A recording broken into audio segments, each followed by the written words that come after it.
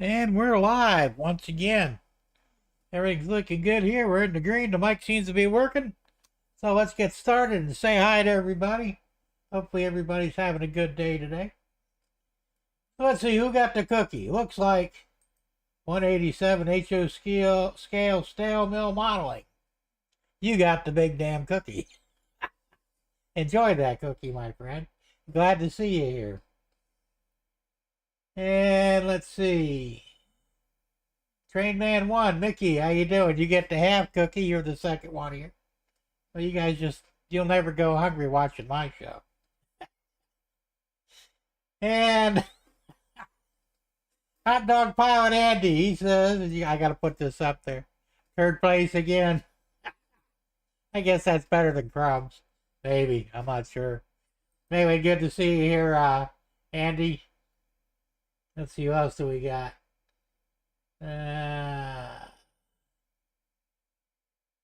We had Gerald Stewart. Hey, Gerald, how's it going? Good to see you here. And I know who you are. CPKC Railroad, Thomas. How many damn times are you going to change your channel name? I don't understand it, but that's on you, man. Anyway, good to see you here. Tom Grassy, good to see you, Tom. And who else do we have? We have Dundas Junction Model Railroad. James, how's it going? Good to see you. I need to raise my camera just a touch. Chopping the top of my head off. We have Randy's Rock and Roll Railroad. Hey, Randy, how's it going? And that's everybody so far. Of course, it's still early. Anyway, I have been busy as shit. I mean, literally. Every day I'm out here working. And printing and doing things. And I actually got quite a bit done. Now, I've got the second level pretty much completed as far as the framework goes. And I'm going to show you that here in a minute. There we go. And you can see it starts over here, goes all the way back to the back wall, comes back up here.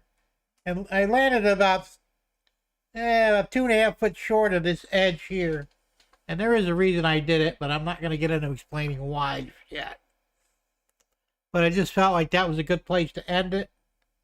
So the only thing I've got left to do, and I can't do it this month, I have to wait till next month, is get the plywood.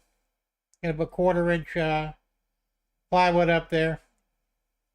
And the 1-inch foam. So that'll be next month. And then once we get that, then I can start doing some, probably some scenics and laying track. And figuring out what I want to put where and how and everything else. Let's see here. Did anybody pop in here? Thomas says, Jim, I'm getting a new HO locomotive and it's DCC and sound and scale trains. Cool. You'll like that. They're a pretty decent loco. Hey, Joe Rader, good to see you. In fact, Joe, I actually have just finished printing them now, your 3 cement mixers. And what happened was, the first ones I printed, and I don't know why I keep screwing up like this, but you're probably getting in a hurry. This one here seems a bit small. Let me switch cameras here real quick. Now here's an actual HO scale cement mixer. I think this came from Walters or someplace. Now, I'm going to put them both up here. Oops. You can see the problem. This is just too damn small, so I redid it. And they're going to be closer to this size. So they'll be true HO scale. Now, I have no use for these things, so I know you wanted 3. And of course the two backhoes. The backhoes are finished. They came out real nice and they're the right size. So I'm going to give you, I've got 4 of these. I'm going to give them to you just because I'm a nice guy. Plus the 3 good ones, the proper size ones. Now, maybe you want to put these in the background for, you know, a perspective view. I don't know, don't really care. But I have no use for them, and like I said, they're just a hair smaller than they should be. So my mistake is your gain, right? I should be getting yours packed up probably tomorrow. I'll send you an invoice, and after you pay me, then I can get them in the mail for you. Let's see here. What else do we got? Okay, still nobody new yet.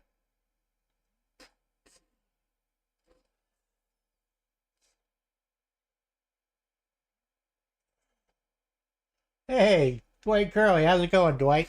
Hey, I gotta show you this corn, man. Now, they're all 4 finished, and I gotta box them up for you yet.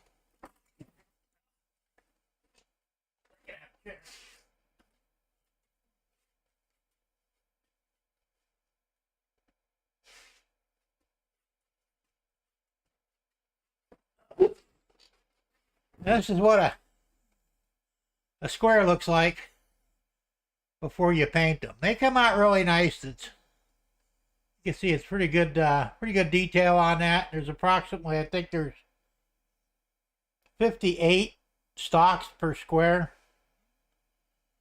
And I never really counted them. I just kind of guessed at it, but there's approximately 58 there. So you got 4 stalks coming. And put this somewhere. Now they're very fragile, so I have to be very careful packing them. But once you paint them up, you'll be happy. Remember, you have to spray paint them. You can't brush them. They are very fragile. So, as I said, I got to pack them carefully. And of course, you also wanted 5 of the 500-gallon 500-gallon propane tanks. So I've got those printed up and ready to go too. So hopefully tomorrow sometime I'll get them packed up. I'll invoice you. As soon as you pay me, I'll get them out in the mail. So now we got that out of the way. Let's see. Thomas says, I'm going to pre-order my locomotive. Okay, yeah. That's the only bad thing about scale trains is most of the good stuff is on pre-orders. I bought a few things on pre-order, not locos, but I think the gondolas I bought on pre-order and some of the tankers. Sometimes you just got to do it. Hey, Schuylkill River Valley. John, how's it going? Good to see you here. Snuck in there on me, he did. And I jumped past this, but Thomas is going to be getting the CPKC ES44AC number 9375. That's a nice loco. You'll have fun with it. Okay, where are we at here? Chuck Shriver. Hey, Chuck, how's it going? Good to see you here. You guys are starting to pile in now. That's cool. What else? I have a lot of stuff, Dwight. You know what? I'll do a video in the next couple of days just showing off everything I have to sell, and then you could figure out what you might want. I have quite a few things here, believe it or not. Oh, the backhoe? This is a nice model. Matter of fact, if you watched Morning Brew this morning, you know, Dave Thurber, Crooked Dave, he painted his up in the traditional Caterpillar yellow. It looks nice.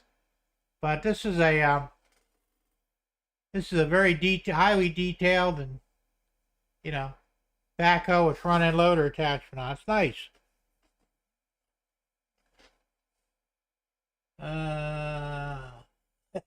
Mickey says, I don't like protesting, but I don't know how to show it. Good one there, Mickey. That's the wrong one.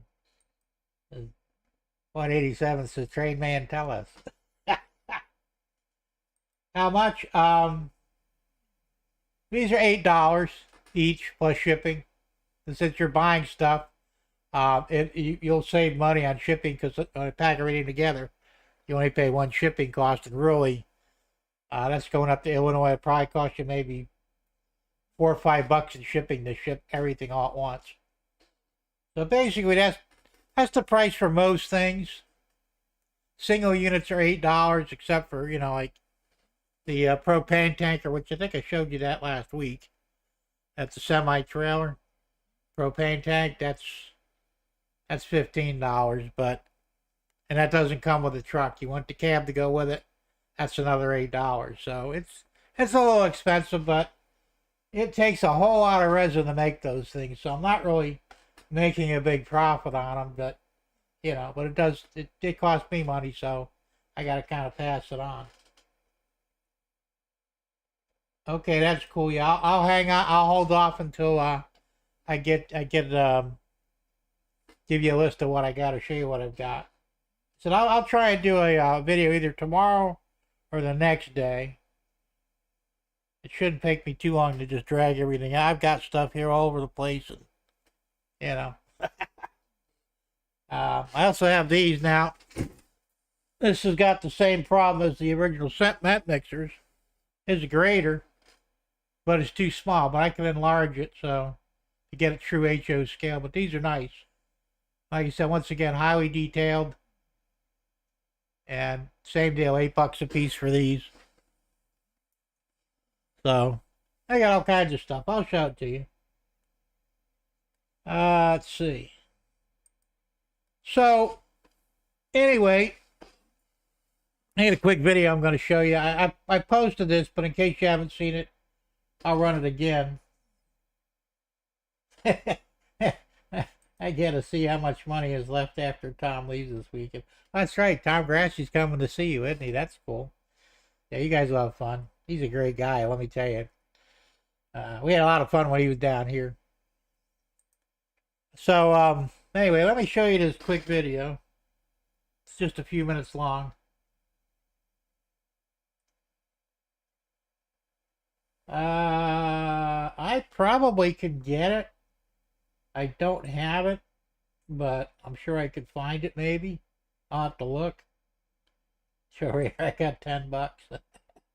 You're going to need a little bit more than that.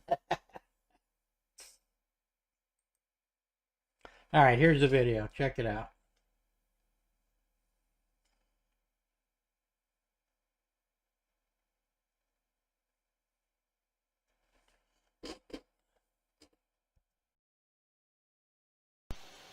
Hey everybody, Jim Tedesco here from Millennium County Railroad version 2.5. Well, you've already seen the first part of the second level, which is almost completed. Well, the framework is completed. Now I've got the back section in, same as the framework, and also the right hand side. Now I've got some braces to put in yet, but other than that, the framework is done, and I brought it almost all the way down to the edge of the layout. I stopped just short because I didn't want to take it all the way down to the end. So we got that part done. Then over here, we've got this section. This is the extension to the lower level, which in between will be the tip-up. I've shortened the tip-up, and I've got this braced in here now. It's all pretty solid. So I've got to get some plywood, which may have to wait till next month. And then the foam. And once we get that done, we can get, well, all the rough stuff done anyway. Then it's just a matter of finishing scenery and laying track, and there's a lot of stuff to be done yet. And of course, everything hinges on the outside expansion, which probably I won't start until after hurricane season. Possibly late December, I'm not sure yet. But once that's started, then of course we can get the helix in and hopefully be operational for trains on the second level as well as the first. So anyway, thanks for watching. Stay tuned for more as, you know, we get more stuff done. We're getting there. And we'll see you later.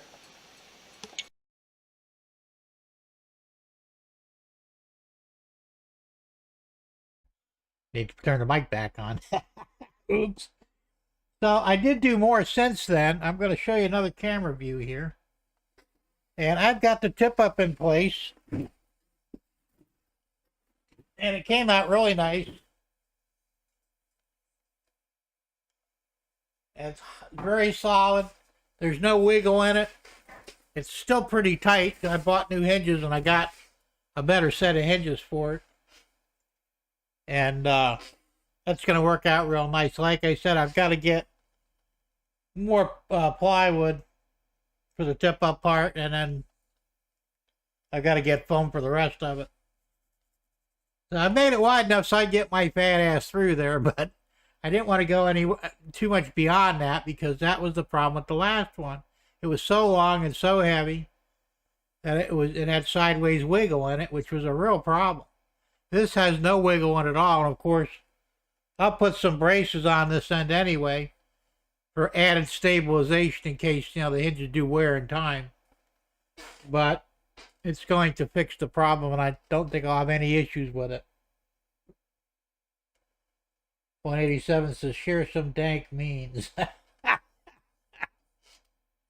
I would, but I'd probably get in trouble. I say most of that stuff for my wise guy videos on Rumble. And there are some funny ones too. But no, I don't really show them here. I get in enough trouble with YouTube as it is, and I don't want to push it.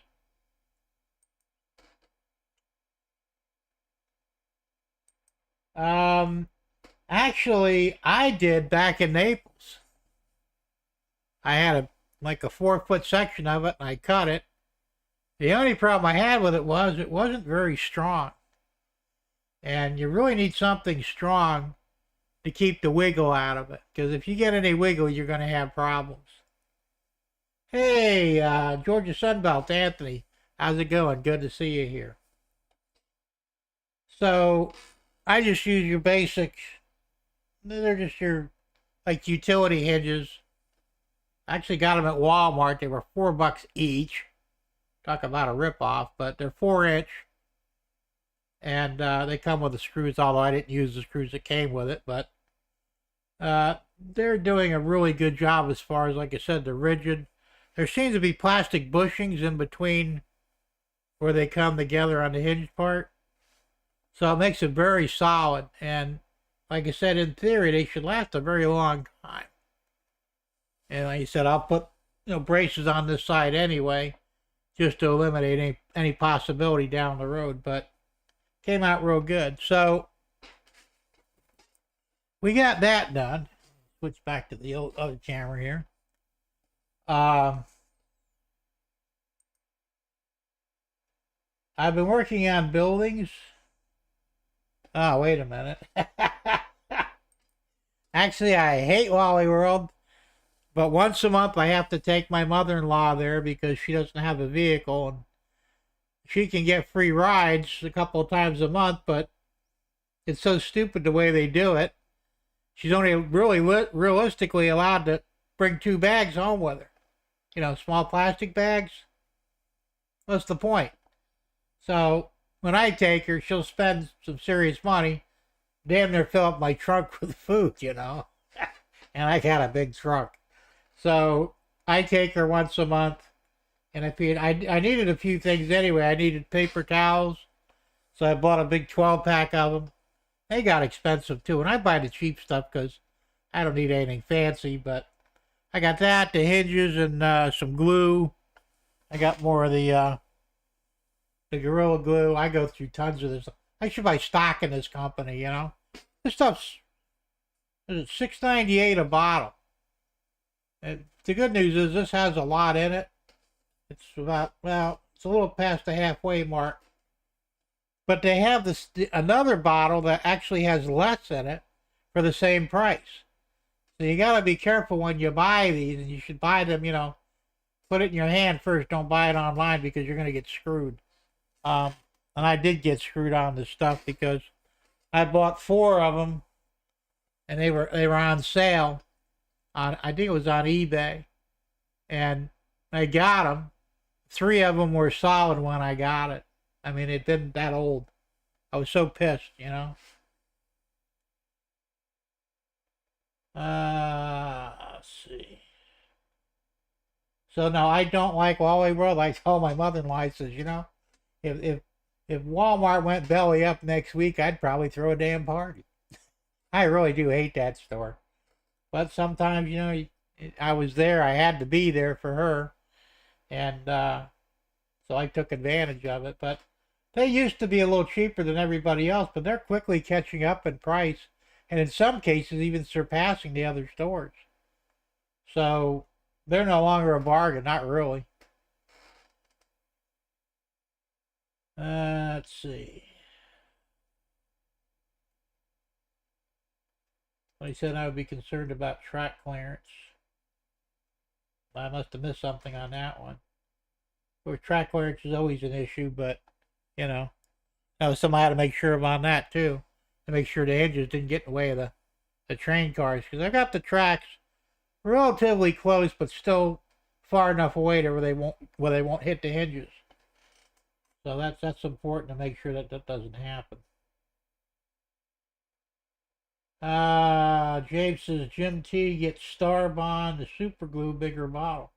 I'll have to look into that. I'm not aware of that. Is that something I can get here in the States, or is that strictly a Canadian thing?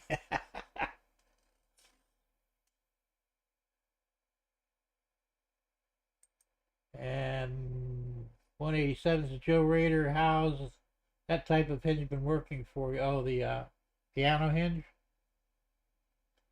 Joe says over 10 years and no problems. Well, there you go. Whatever works.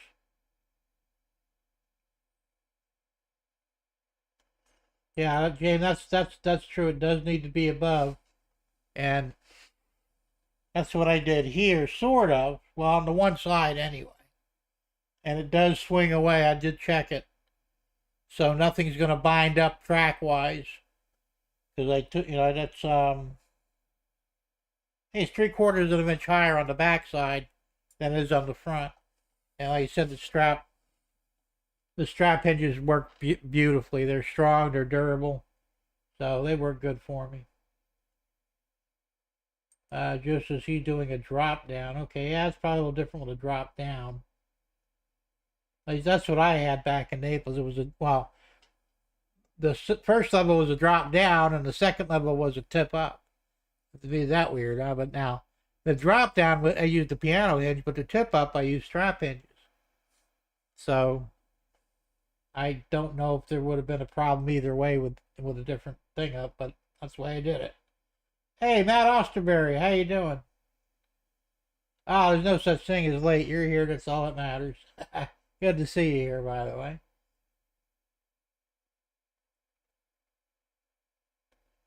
So, that was the time. So, I think I'm going to need buildings. I want to do mostly background buildings on the lower level. I've got a pretty wide area. They're almost a foot of real estate, depth wise, and it goes down for I think 27 foot. But I want to put a 2-lane highway in, so that's going to be fairly close to the tracks, but that won't leave me a whole lot of room for buildings. So the best way to go is the background buildings. So I figured I could print most of those, because it's way cheaper to print the damn things than it is to buy them. I mean, you buy one like Waller's, it's almost the same price as a full building. I don't get it, There's no back wall, there's no floor, there's no full-size roof or deep sides, and it costs the same money as a regular building. It's stupid, So I started searching the internet, seeing what I could find. This is one of them. Part of one, actually. I've got to put the windows in. Yeah, I've got to paint this. And I've got all the windows here. Big windows and the small windows. I have the sides. And I've got the roof sections. So I'll probably finish that up in a couple of days. I got another one here that I started on. This one's almost complete. I got to put the roof on it yet. And this is basically a building with a loading dock. And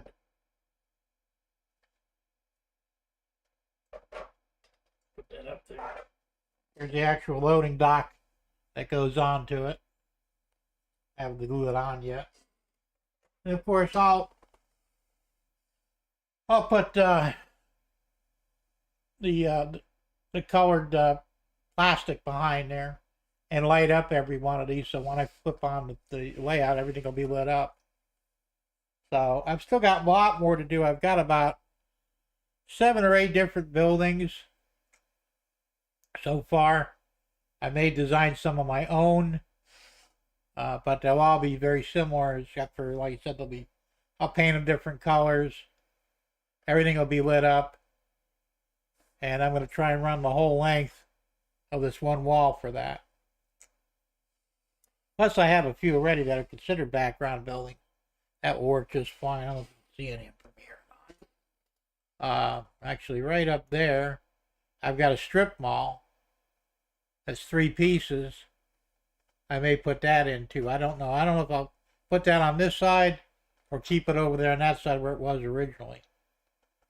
Like I said, I do have room for different things. I've used so much. I actually burned through 4 rolls of filament in the last week. Well, not quite, but close. There's not much left here. I ordered another 5 rolls. They'll be here. They were supposed to be here today, but they'll be here tomorrow instead. But the rolls that are on there now are almost empty, and I still have one full one left on bottom there. Plus 5 more to go. So, when you really start making a lot of stuff, you find out how fast it really goes. Did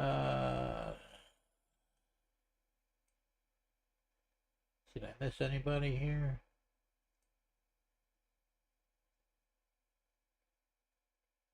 Uh, 187 is a Jim printed Caterpillar, 583 pipe layer in HO. These will sell like hotcakes. Yeah, I'm sure they would. I'll look into it. If I can find the file, I'll definitely sell them. Or even if I can modify something, you know.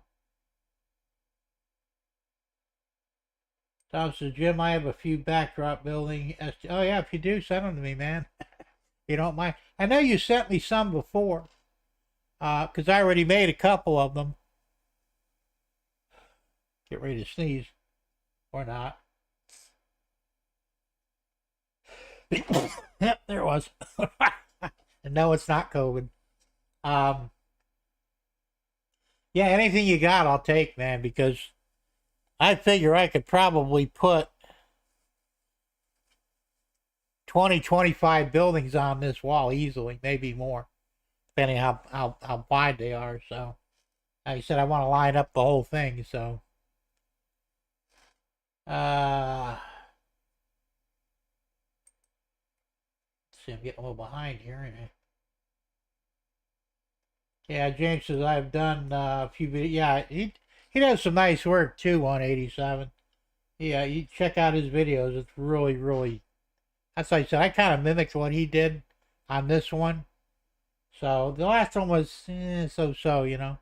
I'm sorry, so I'm taking more time and planning much more ahead, which really makes a big difference.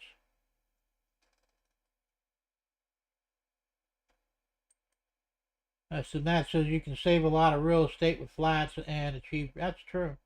Yeah, mirrors. I have seen mirrors used. I've never done it myself.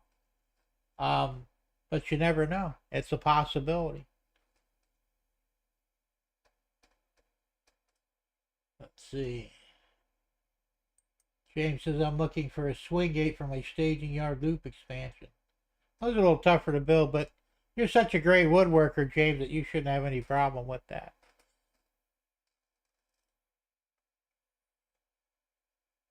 Just the same bulldozer used. Yeah, I've seen them before. Thank you, Andy. I tell you, you know, jump off subject for a minute here. Supposedly we're getting another sandstorm from Africa. It's going to affect most of the East Coast. And I think it's already here because I've been having some issues with breathing, sneezing a whole lot. My animals are all sneezing. My wife's sneezing. You know, my mother-in-law says she can't breathe that well either. So, and I don't know how. The only good thing is it'll keep the hurricanes from forming temporarily, but it's causing a lot of problems breathing-wise. You know, leave it to Africa to screw things up as usual. Let's see here. Swinggate is serious engineering change. Will be interesting. Yeah, it actually is, because you'd think it'd be simple, but it's really not. Like I said, lightweight is important, stability is important, and functionality is important. So, unless you've got all three of those things going, you're not going to have a very good tempo.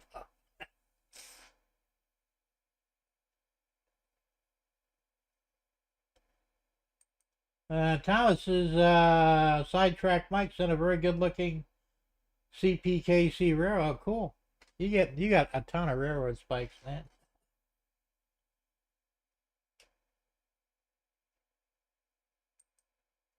Yeah, actually, Dave did too. Dave did a real nice one on his layout. Like I said, I guess the real trick with that is to be hinged really well. The mine was so heavy, and my hinges were probably substandard, so I thought a wheel on the swing end, the outer part of the swing end, would help, but it actually caused more problems than it solved because you've always got dust on your floor, all right? And what would happen after a few times is rolling it back in and out, it'd pick up just enough dust where your tracks weren't lined up anymore, and you'd have derailment problems. So I got so disgusted with it, I shit canned it, said that's enough of that. And really, I didn't need a swing out like that anyway, because next time I need to swing out is when you got a big area that you really need to cover, you know. But if you build it right, it'll work just fine. Let's see how they blame Trump for that. They're blaming him for the damn assassination attempt. What the hell's wrong with these people? They're a bunch of idiots. And he said, Jim, we get some Saharan sand when it rains. Yeah, I imagine it's all over the place. It's not the first time it's hit here. I remember quite a few times we got it from Africa, and it's the first time it wasn't so bad. Of course, I was younger, and that may make a difference. You know, we start aging. They said people 65 and older get hit the hardest with, you know, I can't think of the damn word for it, breathing issues. So, it sucks. James says, Jim T, the doctors informed me I have AFib, started blood thinners. Okay. Are you going to have the operation? It's called ablation therapy. Are you going to have that done to eliminate it, or are you just going to take the drugs? I don't know if they talked to you about your, you know, which way you can go. And the problem with the drugs is they stop working after so many years. I think they said it was either 5 or 10 years the drugs won't work anymore because your body will build up a natural resistance to it. But I had the ablation done, and they go, well, now they're going through your arm, but at the time they went through my leg with a laser and burnt a nerve that I guess was the problem, even though it wasn't. Turns out I was low on potassium, but, you know, that was me. But anyway, it did fix the problem. Let's see. Bill Mamaki, how so he's smart? Not yet, okay. Matt says he's seen some badly constructed swing gates. I saw one guy in Arizona use a door hinge and lock mechanism from a sports car. That's different. I mean, hey, you know, the thing is with any of this stuff, there's probably no right, well, there is a right and wrong way, but I mean, there's no restriction on what you can use to make it work, you know, whatever it takes. I mean, if you use a car door hinge, I mean, they're pretty heavy duty. And the nice thing about those is they would tend to swing out better. But I haven't seen anybody use one yet, but you never know. Just drugs for now. Okay, that's what they did for me until I got the surgery done. Just something to think about, but like I said, just to be on the safe side, check your potassium levels. If they're low, that's what causes AFib. At least that's what I've heard from some doctors. Others say, now the doctor that did my operations, well, everybody gets this. As soon as you get old, you're going to get AFib. And I'm thinking, I never heard of anybody getting it back in the day. You know? So I always question the doctors. It's the way I am. 187 says, haven't been to the doctor in 17 years. No doctor, pills, or hospital. All natural. Cures as God intended. Zero defects. Well, thank God for that, man, and good for you. You know, I wish I'd have done the same thing when I could have. James says, if I build a swing gate, won't be wider than 2 tracks, maybe 8 inches. Yeah, that's another thing, too. If you make them too big, you start getting into problems, you know. And he says, be right back. I'll grab a quick shower. Okay. Oh, TMI there, man. Yeah, that's mine was too, James. It was crazy. Like I said, I always check my blood pressure at home. You know, I have my own meters and stuff. And now I'm getting irregular heartbeats, you know, warning on there, and it's doing like 160 1 minute and then 70 the next. It was just bouncing all over the place. But every time I went to the hospital, ER, it would be back to normal. You know, just long enough.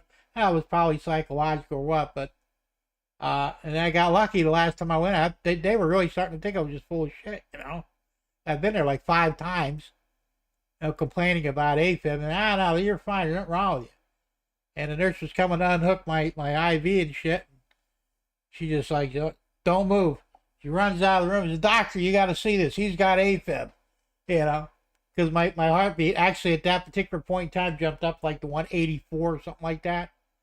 You know, I felt it. I knew it, you know, wasn't right, but that's what it took to get them to diagnose it, because unless they catch it while it's happening, they won't believe you. Jim, the spike trackside, or the spike trackside Mike sent me. Yeah, I heard that this morning, man. Actually, Crooked Dave made a joke about it. I think he said that's what she said or something like that. Overall, that's just there when you get down to it. Dwight says, James, I've been on blood thinners for over 2 years. Yeah, I've been on blood thinners since 2007. They originally put me on it because I had a stroke. And they said, I'm taking warfarin, which, as I said earlier, is one component of rat poison. But I guess it's relatively safe to use. I have a friend who's been taking the same stuff for almost 30 years. He had a artificial heart valve put in, and they put him on that to, you know, make sure with no problems. He's still alive, so can't be too bad. James said Jim T just wanted to chase them. I never get the really good looking nurses. I mean, some of them aren't bad looking, but I like the ones you see on TV, you know. I think I don't remember if I took mine twice a day or not. I don't even remember the name of it now. But I was on it for a while, and it did work. But then I said I scheduled the ablation therapy or surgery and got it done, and I didn't need the drugs anymore. So I got lucky. So anyway, so I've been doing these buildings. They said I've got a lot more to print. They're long prints. Like this one here, there's 2 sections. Yeah, it's split down the middle. And they were almost, I think it was 5.5 hours each side. And then you got the pieces that go on top of the trim pieces and all that. And then the windows and then the roof section.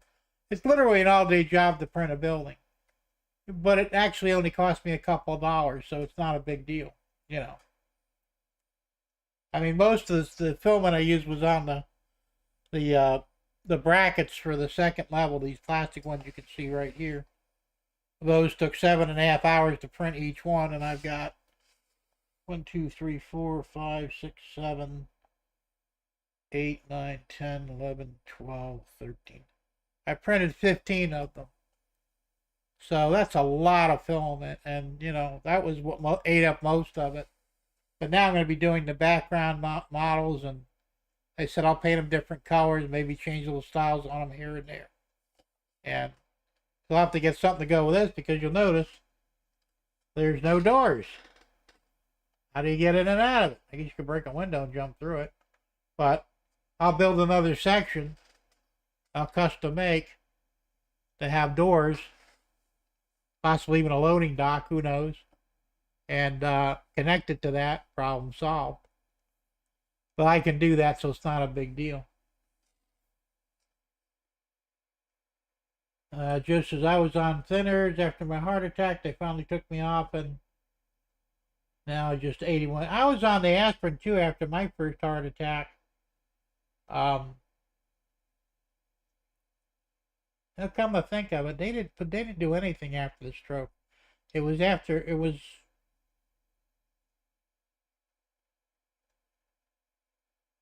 I don't remember now. I know I was on aspirin for a while, and they took me off the aspirin and put me on the blood thinners. It might have been after the first heart attack. Maybe they put me on aspirin after the stroke. Because they said if once you get a stroke, there's a possibility you could get another one, and that's not good. Anthony says TV nurses aren't real. Well, you're probably right. I haven't seen any really good looking ones. What about a strip club? I mean to put one in there. It's possible. You know, I did actually see one that I could download, and I might go back to it. I don't know yet. We'll see. I'm trying to keep it somewhat clean. I mean, I have my nude lake, and I figured that's about as perverted as I want to get. You know, I don't want to go too crazy. Joe says they told me to quit. Yeah, they told me the same thing, and I kept smoking. I didn't quit until after my second heart attack, and I didn't quit because of that. I quit because the damn things are too expensive. You know, if they weren't so expensive, I'd still be smoking. And I'll tell you something, whether you want to believe it or not, I don't really care. And maybe it's just me, I don't know, but since I quit, I don't feel near as good as I did when I was smoking. Can't explain it, but it is what it is, you know. And that bullshit that you can taste food better, and that's all a fucking lie too, because it didn't make a damn bit of difference for me. So maybe I'm an oddball, I don't know. James says, I don't smoke, don't drink. Well, that's a good thing, man. I'll tell you what, it's one less thing you have to deal with. Anthony says, the only hot nurse I ever knew was my wife. There you go. Hey, you get a good one, you gotta marry her, you know. When he says, gotta run my dog. Okay, we'll see you in a bit. So, that's pretty much what I've been doing. Like I said, I did work on this tip up. That took me... Actually, that was pretty quick. I think I did that a little over half a day. It was mostly getting all the measurements right and all that.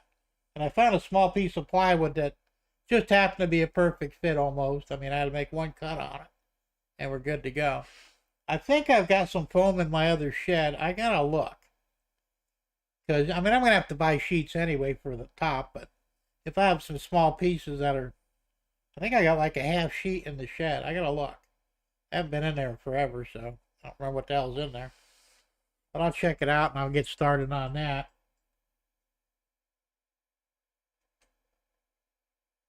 Set Dykes on the old emergency TV series. Oh, Dixon. Okay, I'm not sure about that. No, actually, I have not been up that way yet. I've been so busy that I haven't had a chance, but the next time I get up that way, I will check it out. See, the good news, I moved my mailboxes in front of my house. So everybody on my street now has a mailbox group that's in my front yard because I donated my land for that, sort of. Because it used to be across the street close to the railroad crossing.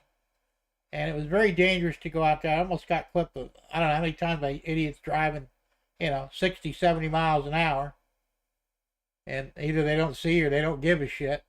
I mean, I had a couple that probably were maybe a half a foot or so away from, brushing my arm. And I'm thinking, I wanted to pop a couple of windows, but I knew damn good well I'd wind up shattering my hand if I did. Probably my whole damn arm. And so they kept me from doing it because it was really pissing me off. It's like, look, you see me standing there, I've got a 3-wheeled scooter, a pretty big one, looks like a motorcycle. It's silver, you can't miss it. And you still got to see how close you can get to me without actually hitting me, The law says you're supposed to give a 3-foot leeway between you and the object that's possibly in your way. Well, apparently these idiots didn't get the memo. So I petitioned the post office. I said, look, I want to move my mailbox in front of my house, and I got 3 other houses that have the same problem. It's very dangerous to go out there, And they said, yeah, go ahead and do it. I had to finance it. My next door neighbor, Randy, he helped me with it. That was helpful. He did the hole digging because I couldn't do it. And he had a tough time because there was actually road under there. I guess the road must have been wider at one point. The grass grew over most of it, or some of it. So it's not really 2 lanes anymore. It's like a lane and a half. It's basically a private road, you know. So he dug the holes for the posts. We set the post. He cemented them in and all that, and I did the rest. My neighbor across the street, she threw me some money for a new mailbox, which helped. And I think one of the other guys gave me a few bucks too. So altogether, it didn't really cost me that much, you know. I think I spent $100 on the wood and 3 mailboxes, and I needed a 4th one. And like I said, Carla, she gave me 20 bucks for the 4th one. I went down there and picked it up, and now we're good to go. We have 4 brand new mailboxes. I actually printed the numbers on the 3D printer and glued them onto the front of the mailboxes. Came out really nice. Matter of fact, even a mailman says, he says, you know, he says, I really didn't expect you to come up with something this nice. And I says, well, you know, I don't screw around. I can do something. Might as well do it right. Plus, it's on my property. I don't want something that looks like shit on there. So because of that, I don't get out to the railroad track that much by the crossing. But the next time I ride out there, maybe to do some rail fanning or something, which I need to do, I'll look around for some spikes for you. Let's see.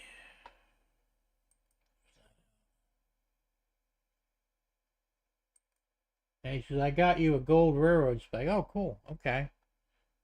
That chrome one you sent me a picture of, that was pretty slick. That's a show one, though. They didn't actually use that on the railroad. I mean, that'd be foolish to, you know, that would cost a fortune. But that was really cool. That was different. So I'm not really big on railroad spikes, but hey, you know, if it's trade mobilia, I'll mess with it. So that's what I've basically been doing. Like I said, mostly printing, getting the framework done. It was actually fairly easy. I thought it was going to be a real big pain in the ass. But the way I did it, it was actually very easy. Like I said, I used the wheel jack out of my Grand Marquis, which was perfect. And, you know, just once I got it set, and I put the level on there and fine tune it where it needs to go to get it dead level and screw it into the wall, you know, into the studs. So, I mean, it worked out pretty good. And I suspect that that second level will probably hold up. I'd say each area, each side and the back separately will probably hold up 50 to 75 pounds of weight, which is more than I'm ever going to put on there. So, you know, I wouldn't trust putting my fat ass on there to hold me up. I think it would break something. Probably me. But it's pretty solid. It doesn't rock. It's all nice and level. And it looks good. So anything I got left to do, I still got to put the brackets on this side yet. I've only got one up.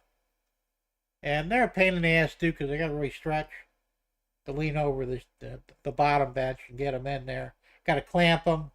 Screwing them in is easy. Of course, I know where the studs are behind it, so I've got to, you know, do that. So I'll get that done in the next couple of weeks. Not a big hurry. But I have to do it before I put the plywood and foam up there. Because once the plywood and foam's up, there's no place to clamp, you know, the brackets till I get them screwed in. So we'll see. Yeah, like I said, I saw the chrome one or silver. That was pretty cool looking. But I figured out, like I said, it was a showpiece. I don't think they actually use that on the railroad.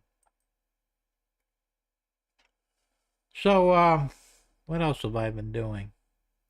I was working on these. Matter of fact, well, Dave's not in here yet tonight, but I found a file for these buffer stops. And this one sucks because I printed this on the filament printer, and they never came out 100% right. They're supposed to have a slot in the bottom to fit on the rail, and the filament printer just isn't fine enough to put the slots in there, so I would just super glue them right on top of the rails, but I wasn't happy with them. See, this one I got is really nice. Of course, you have to resin print it. And I tried twice, and both times it just didn't come out right. So I think I'm going to design my own. That's a little sturdier, but still looks good. And when I do, I'll let you guys know. That'll be something I'll probably do in the next week or so. But once I get one that is actually strong enough and good looking enough that actually fits on top of the rails, straddles the rail, because that's what it's supposed to do.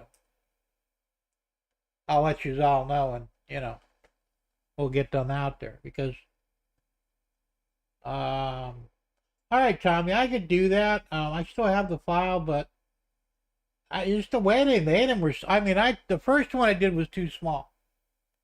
Most of them, I put like 20 of them on the build plate. They all failed. And they were just so weak. There was no strength in it, So I enlarged it to the right size that would work for HO track. Just printed one. It came out beautifully. Got it off the build plate. And what I did, I put supports under it because I figured I'd have problems if I didn't put supports under it. So put supports under it, printed it out, got it off the plate, went to take the supports off, the whole thing fell apart in my hand. It's just so weak.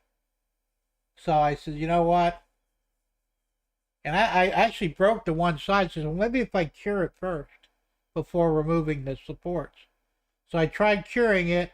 That didn't help at all. So I'm just going to have to make something that's better.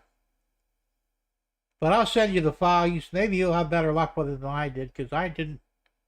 It just didn't work for me. It's a nice looking buffer stop, though, And that's just it. Most of the ones that are printable, they kind of suck. They're really shitty looking, This one's not too terribly bad. It's designed, I guess, when the coupler will hit it. But the one that I was trying to print actually looked more European. It would, they got the two, I don't know what the hell they're called. They're bumpers on the European train cars. So it had one on each side here, looks like, to catch those. But it didn't work for me, so I'll design something nice.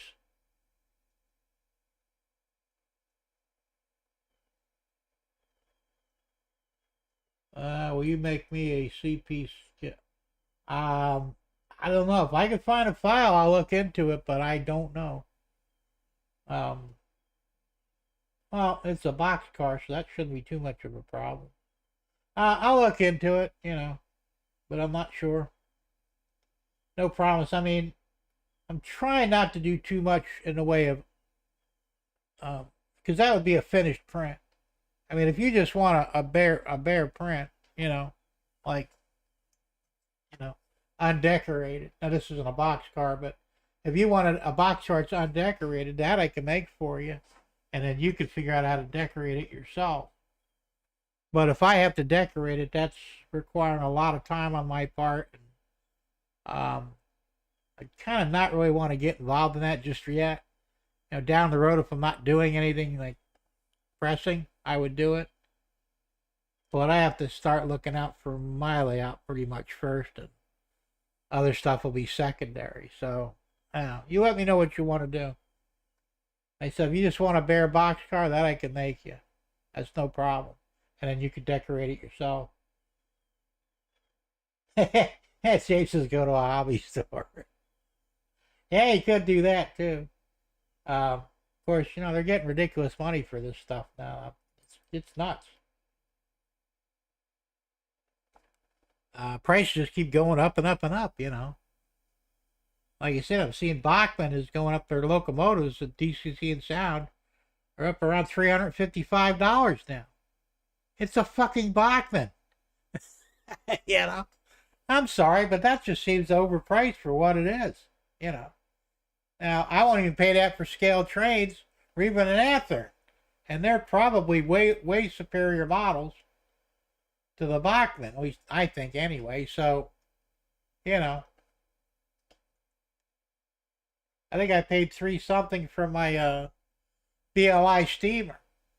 And I got that on sale, you know, because they've got crazy too. They're up in the $500, $600, $700 range for HO, you know, DCC and sound. It's nuts. I mean, you gotta have what you gotta have. It's not a big deal, but you know. Jay says I just sold the CP rail caboose. Big bucks. Oh, $5? Okay, that was a good deal.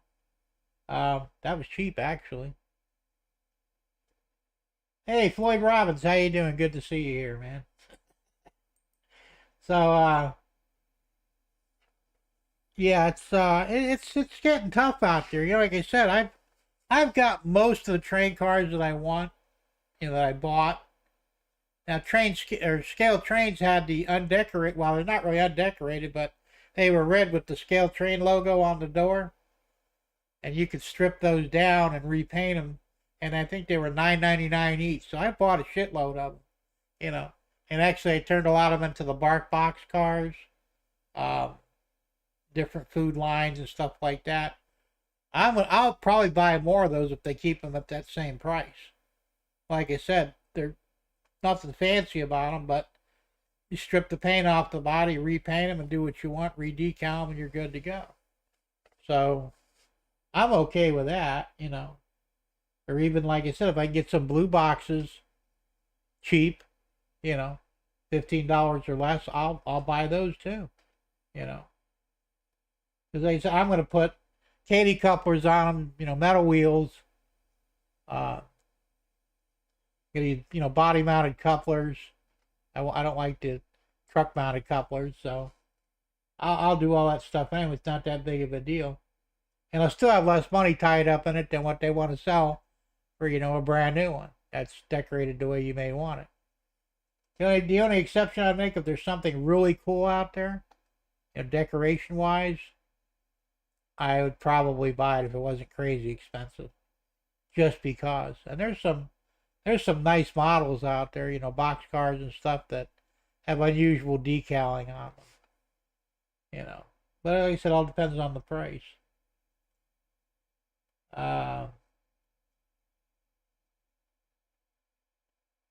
You want to decorate? Okay, I can do that. I don't know when. Maybe next month or so. I'll let you know. Like I said, I haven't done any rail cars in a while, but I still have all the stuff to do it with. But yeah, I intend to. Like I said, I'm going to print a lot of my own rail cars now because there's stuff that I want that either they don't have or so damn expensive for what they are, they're not worth paying for. You know, they want $60 for a rail car that I can make for $5 or less. You know, I mean the filming aspect is about $1 or $2, and the rest of the money's on the wheels and the couplers. You know, I print my own coupler pockets, my own trucks. You know. So I buy bulk steel wheels. I still have a ton of them left. And I got to get more Katy couplers, though. I go through a lot of those pretty quickly. Because I switched over almost everything in my, whatever the word is for that, over to Katy couplers.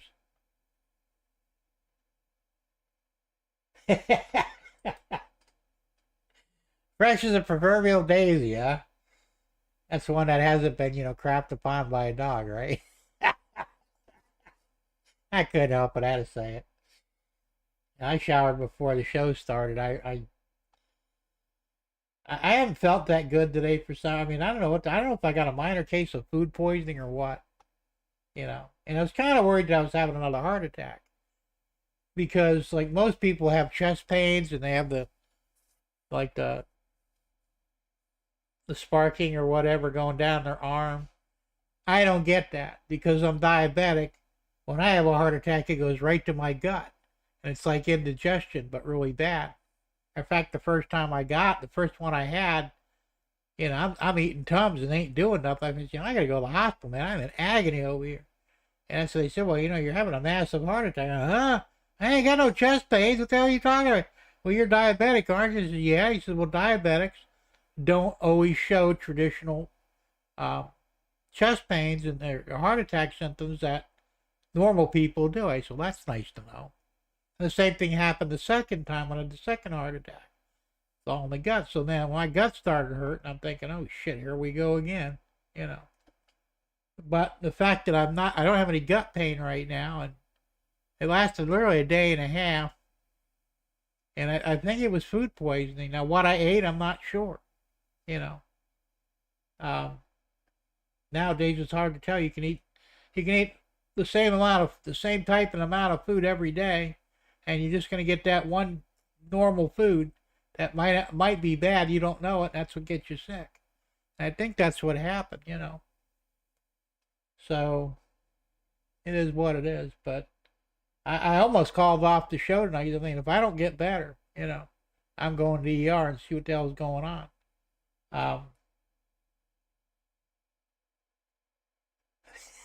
Yeah. James says, Andy, go play in the skunk den. No fun in that. And he said, don't take me long to build the grime again. That's true. And Floyd says, I know 2 people died on the throne. That actually does happen. They say excessive straining can do it too, but I've never had that problem. James says, Floyd my uncle did that. I guess, you know, when it's your time, you're going, and, you know, that's just the way it works, I guess. It's a little scary. And I've got the pacemaker, the 3-in-1. It's got a defibrillator on it, so I mean, hopefully I'll pull a Dick Cheney if it happens. I have a heart attack, it'll bring me back, restart my heart, and we'll be good to go, you know. But I still worry about it because, you know, because Deb goes, well, you're immortal now with that, aren't you? No, I'm not. If it were that simple, everybody would get one, you know. It definitely increases your odds of survival, but it's not a guarantee that you'll survive anything, really. But, you know, like I said, Dick Cheney had what, like 30 heart attacks over the course of like 10 years, you know. But he was one of the first ones to get the pacemaker with the defibrillator in it. He was actually, I think he was the guinea pig for it. And it saved his life many a time. So, now I got it. And he said it's common practice now if you have heart problems, that's included in your pacemaker. So, like I said, I died on the operating table when they were putting the stents in. I remember because I was awake for it, more or less. It's kind of groggy, but I remember blacking out. And next thing you know, I was, you know, fine. And after the thing, the nurse said, how'd you like that horse kick? And I go, what the hell are you talking about? He says, well, when the pacemaker did what it was supposed to do, it's like getting kicked by a horse. I'm going, I don't remember that. You know. But I figure I was probably only dead for a few seconds before that thing kicked in. And I said, I don't remember anything. I didn't see the light or a tunnel, or not saying that stuff don't exist. I'm sure it does, but I don't think I was dead long enough to get to that point. So, you know, it's a little weird though, let me tell you.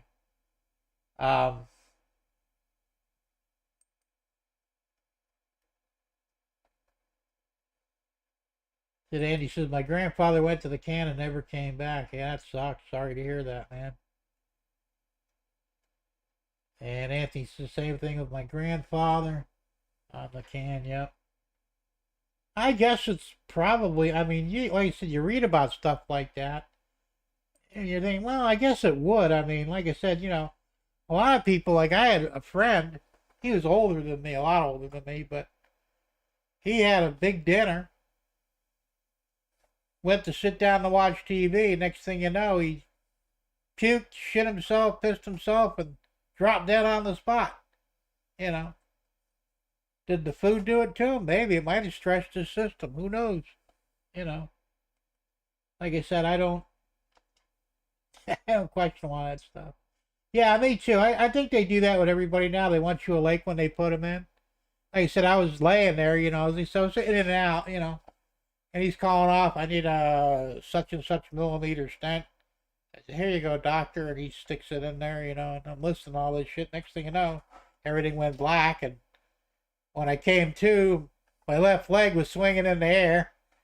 And they had my head on this, like a little round plate with a pillow on it. And I guess I must have knocked it off somehow. And my head fell off the little plate. And I'm looking, you know, at the wall.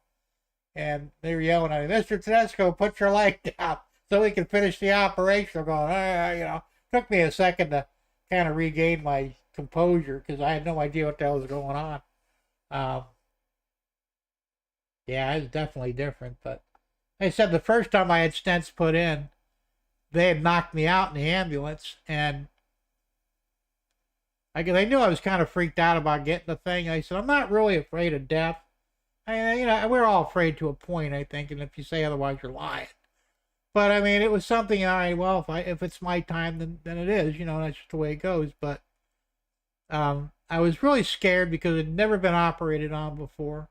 I didn't know what they were going to do. I was thinking they were going to do a bypass surgery on me, and that scared the shit out of me. You know, they ripped my chest open, and you know, some scary shit. My dad had it done; he was fine, but he had quadruple bypass. But so they knocked me out, and I woke up on the operating table, you know, and these guys are working on me, and I'm freaking out, going, guys, I'm awake. Am I supposed to be? You know?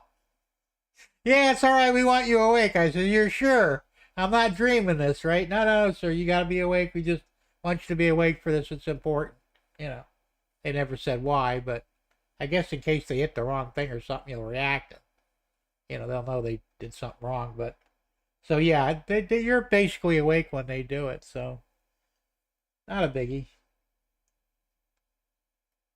But it's the first time you do something like that, it's a little unnerving. Yeah, since then I've had I can't remember what they call it. There's a name for that when they put the stents in, but I've had that done 3 times. Twice to put stents in. The second time that was in between that. They were doing exploratory. And then they did it again when they did the ablation therapy on me for the AFib. And it's like, you know, not a big deal anymore, you know, because I don't know how you don't freak out. I'm going, well, you know, you got 2 choices. If you don't do it, you die. If you do it, you might die, but at least you got better odds of not dying if you do it, you know. If you don't do it, well, it's a done deal. You're fucked. And that's what they told me when I had the first heart attack. It's like, you know, I just want to go. I never remember telling I just want to go home. But sir, if you go home, you're going to die. We have to do this, you know. Okay, well, go ahead and do it then. Yeah. I mean, I was really that calm about it, but I was scared a little bit, you know, because I'd never been under the knife before. And I was more afraid of the anesthesia than I was the actual operation. Because I've heard too many times where people go under, they never wake up because the anesthesia kills them, you know. That's kind of rare now because they know what they're doing pretty much, but back in the day, not so much. It was a crapshoot, you know. Even with your animals, like, you know, you want to get your dog fixed for spayed or neutered, they got to knock it out. If it's an older dog, they'll tell you, you know, he or she may not come out.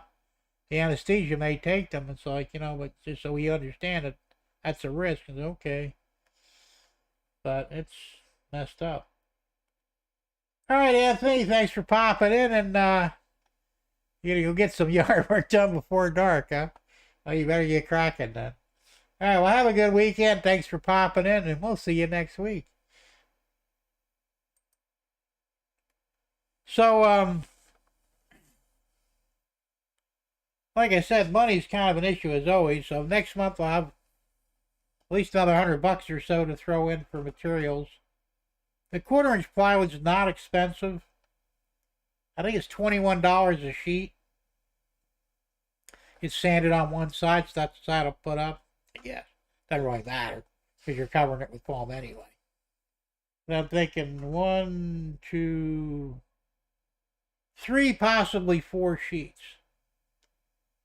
The foam is also $29 a sheet. Same deal, probably going to need 3 or 4 sheets of that. So realistically, probably close to $200, but I will have the money, so I'm not worried. And I can still put aside a few hundred for my property taxes because that's also a priority now. Then in September, I just got my notice, my new license plates for the car, the new tags. So I got to do the car and the truck. I think it's like $94 for the pair. Actually $92.20. So I was getting a 2-year tag for my car, but I don't really have the extra money to do that this time, so I'll just get the 1 year like I did the last year. Prior to that, I was getting 2-year tags, so I have to fool with it for 2 years. And the truck, well, I won't get a 2-year tag on that because I don't know if it'll last that long, you know. I mean, that's kind of a, you know, it works today, but maybe not tomorrow. I still got to put a starter in that, which is also something I'm not eager to do. It's not a big job. I'm still not eager to do it. So, matter of fact, I'm going to rent a car next month because I've got to go to Naples to see my cardiologist. And I said, there's no way I'm driving my car down there in the heat of the summer with no damn air conditioning. So I already reserved the car with Interstate. Is it Interstate? I think it's Interstate. Enterprise. I reserved the car with Enterprise, and of course, I was going to get a subcompact because I figured it'd be cheaper, right? Well, it's actually the subcompact's $1 cheaper than, or it's $2 cheaper than the full size. All right, so you get the subcompact, the compact, and they don't have a mid-size. They call it full size, even though it's not. But there's literally a $2 difference. Well, shit, for $2, might as well get the bigger one. So it's a Chevy Malibu, I think. I haven't driven a GM car in forever, but I don't give a shit. So at least I'll go down in air-conditioned comfort, you know. And even though it's expensive in a way, but, you know, as I said, it's a 2-hour drive for a 10-minute doctor's visit.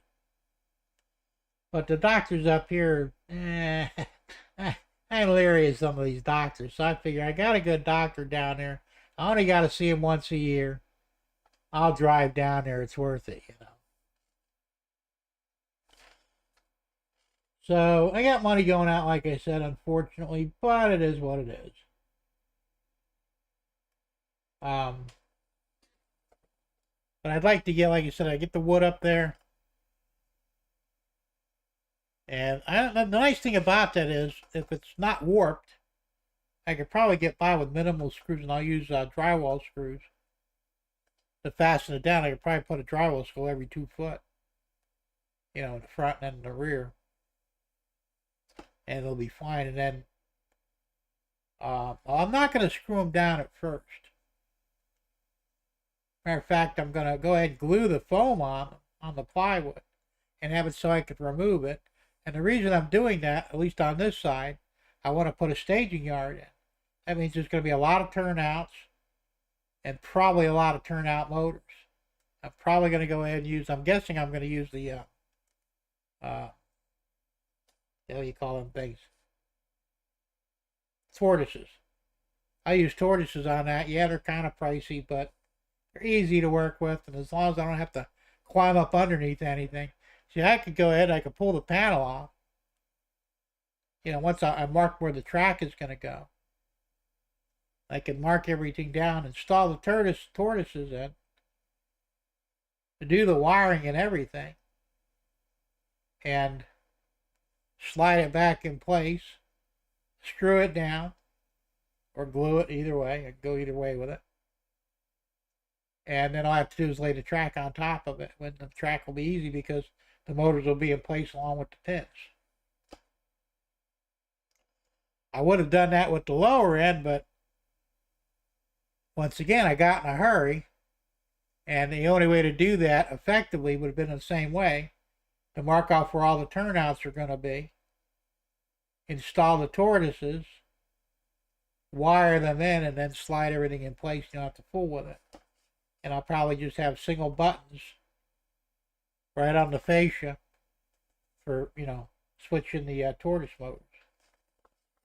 I'm not worried about doing them, on the cab controller. That's more work than I think is that I want to do. I can do it manually, no big deal. Instead of a toggle or something, or a momentary push button. I'll figure out how to do it. I'm not sure yet, but that's the way I'm going to do it.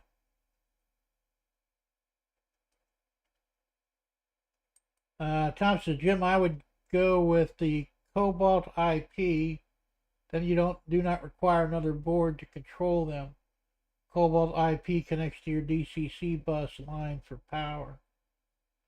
Yeah, but then you still got to use your controller though to operate them, right? Or can you still put buttons on them and use them manually too? If you can do that, I might go that route. I don't know.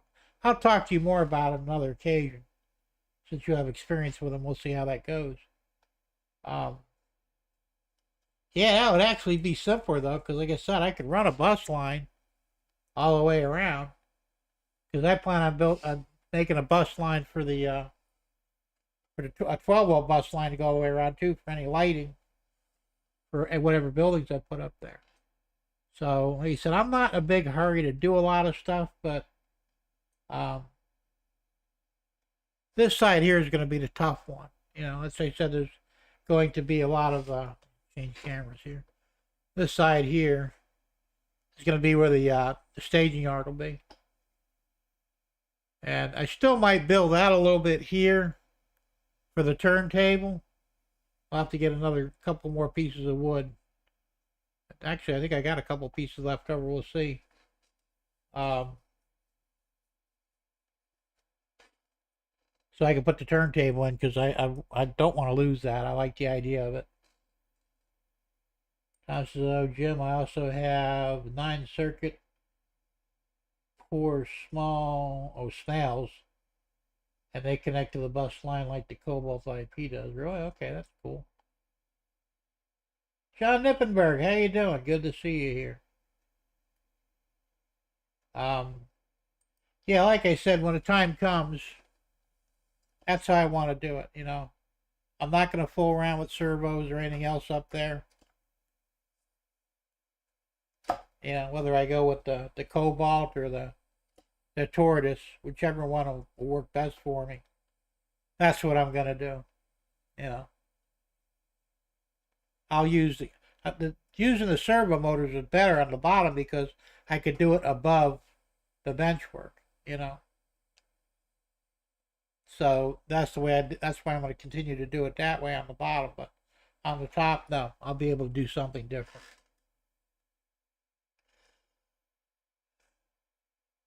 All right, 187. Thanks for popping in. God bless you too, and have a good weekend, and we'll see you next week.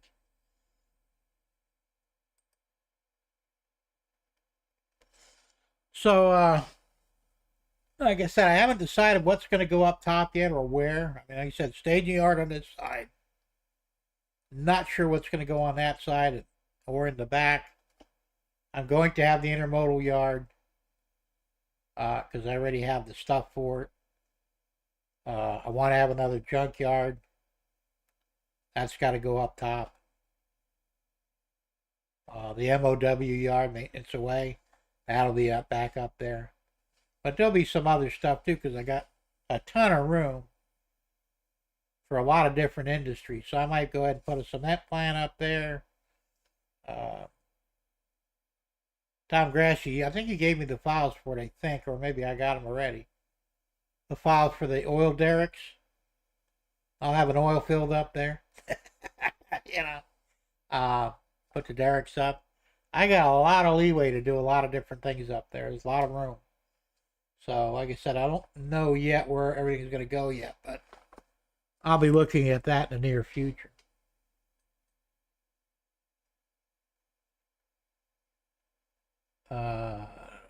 So, other than that, I mean, that pretty well covers what I've done here. I didn't destroy anything with all this construction, amazingly. Yeah. And I was very careful of that because if I'd have dropped one of these second level units, because they're 8 foot long each one, and if you drop one end of it and there's stuff underneath it, you're going to have some problems. So I got lucky it didn't break anything, and I really was worried about it. Well, thanks, John. I guess I do, really. Um, like everybody else, I wish I had more. My wife says, when you going to be happy? I said, well, it's not that I'm not happy. Just like every other model railroad out there. I don't care how much you got. If you had 30 acres, you'd want 31, It's just in our nature to want more. So, but I'm happy with it.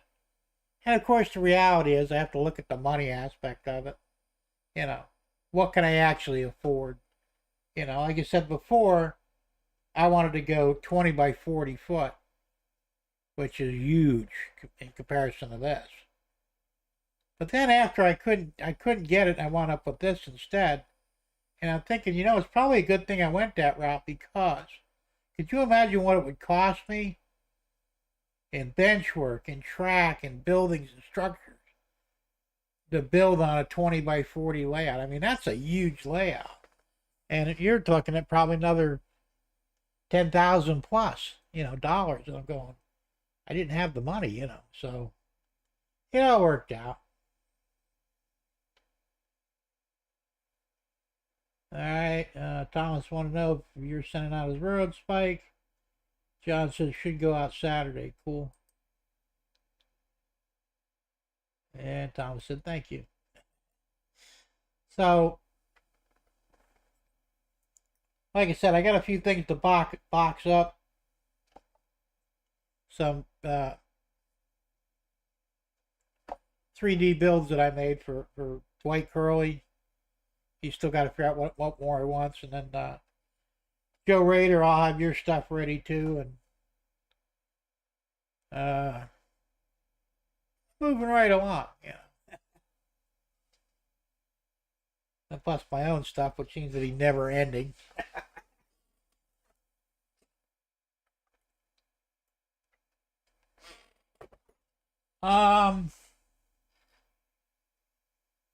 Yeah, I mean, if you don't want it, I'll take it.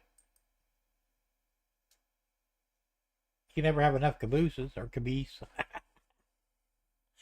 I know I've got 4 or 5 cabooses or caboose, and I've got once I get everything set up, they'll be on the railroad. But right now they're in the damn drawer. All right, well I appreciate that, Thomas. Thank you.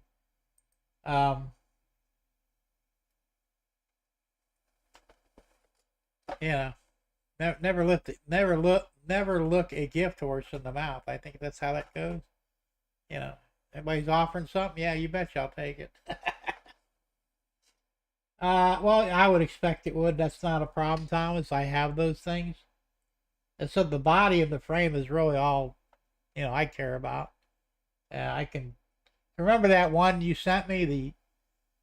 I turned it into a maintenance away car. It was part of a mini caboose. And I printed a frame for it and the sides, and I made a maintenance away vehicle for it, and that was perfect. I mean, that came out really nice. So, I can usually make something useful out of something that someone would call trash, so not a problem. Yeah, plenty of cabooses, huh? Like I said, I've got about 5 or 6 of them. I had the Santa Fe and I repainted it to the Millennium County Railroad, so it's no longer red and silver, it's yellow and black. So I probably wouldn't hurt to have an actual Santa Fe one, And even if it's just a static model, it's still something, I've got a couple of steam locomotives. They were kits that I built. They run, they're DC, but I use them as just as static models. They'll sit, off on a sidetrack somewhere, never to be run, but they look good. And I wanted the kits at the time, and they were relatively inexpensive. And I said, I'm going to buy that. It'll be fun to build. I don't really think you can convert it to DCC. I mean, they're so small. They're HO, but they're small. And I don't think there's a place to put a damn decoder in it without going through a lot of horseshit over it. So anyway, so what else I got going here? I've been utilizing a lot of my tools. Now I often buy things that I need. Like this here. No, it's not a ray gun, but it could be. From Star Wars or something. It's actually a vacuum. And I think I got this on Tebow. I think I paid $4 and change for it. It's not bad. It's not the most powerful thing in the world, but it'll pick up, you know, relatively large pieces of this and that foam and debris on the layout. And it's really been handy. And it's rechargeable. And like I said, it has a brush that you can put on the end of it, but the tube comes out of it. Like I said, there is a brush that can go in there if you wanted to like brush your tracks or whatever. It's very handy. And like I said, it just comes apart. You pull the filter out of it, empty it out, and you're good to go. Plus, you can put, I've got a piece for it that goes on the back. And you can use it as a blower. So for $4 and change, you can't go wrong. You know, I mean, I've seen other ones like on Amazon and stuff, and you know, they're not cheap and they're probably not any better. And something like that, you don't need an expensive tool for. So I buy stuff like that all the time that I can utilize. That, you know, makes my life a little easier. Hey, Russ is rocking O and HO trains and stuff. How you doing, Russ? Good to see you.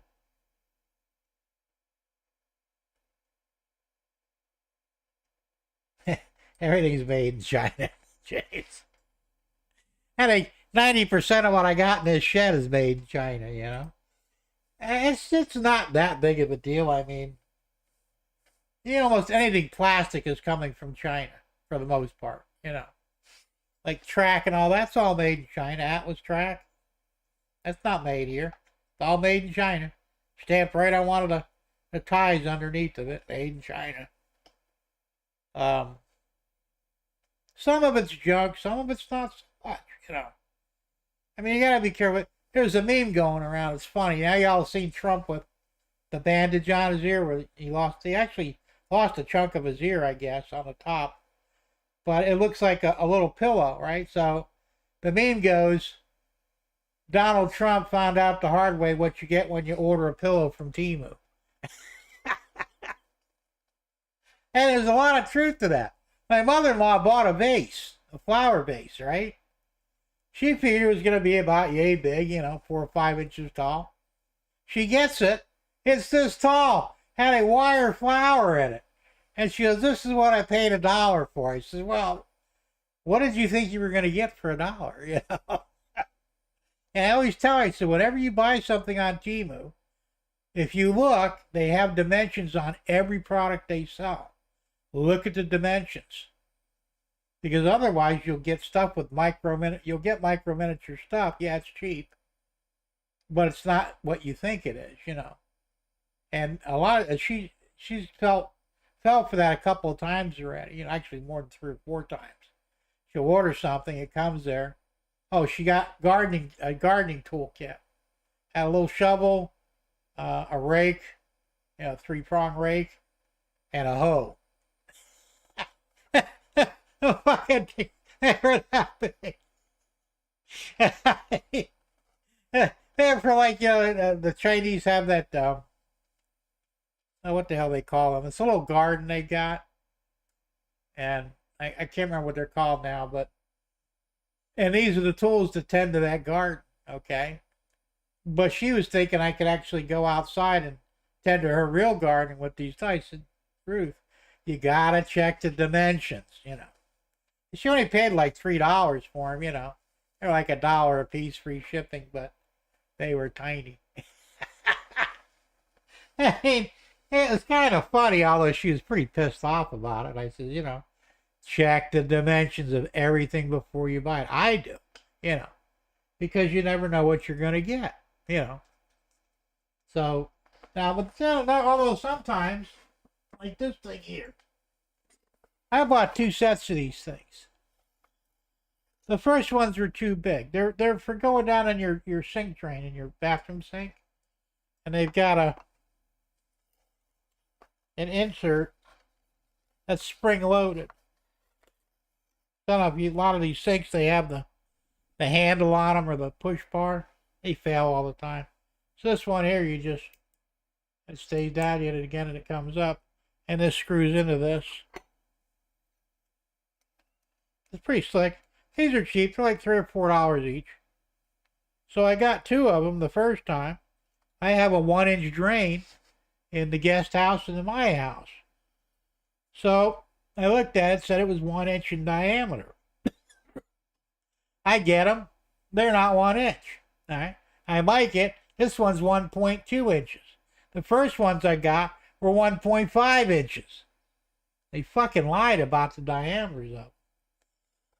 So I won't buy any more because, and I was kind of pissed. I wrote it back. I said, I want a refund because you people don't know how to read a tape measure, apparently. I haven't heard anything back from them yet, but I'm sure they'll refund my money. But I did check the dimensions, and they were wrong anyway. That is what it is. So, that was I getting at anyway. But I do buy a lot of stuff from Temu. All these, right here. Come on. Camera chain. All those above there, the wooden toys, those are all from Temu. Most of them anyway. And they're between $6 and $12 each. They're fun to build. They call them wooden puzzles, but you gotta, they're not difficult to build, but they're a little time consuming. And you gotta be gentle with them because you can break stuff and then you're screwed. But I got into it because I liked the wooden puzzle stuff. So I bought pretty much everything they made.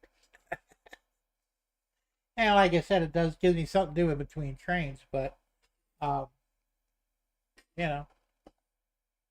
they're good for something. And I got these 2 here now. These are going to be for the expansion. Wait.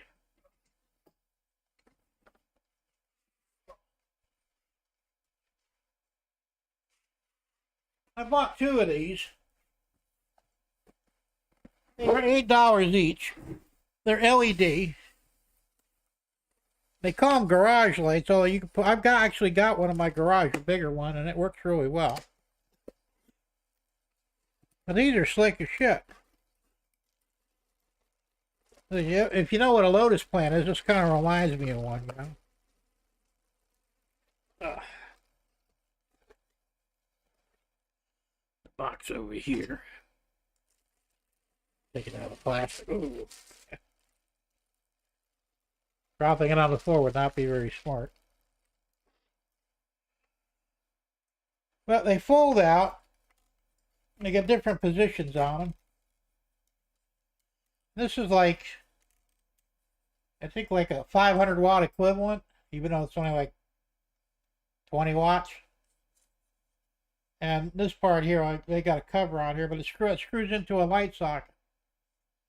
So I'll put a couple light sockets up, and then the expansion, I bought 2 of these. And like I said, you can angle them, or you can have them straight down, however you want to do it. And this will light up a massive, this will really light up the room. I got 2 of them.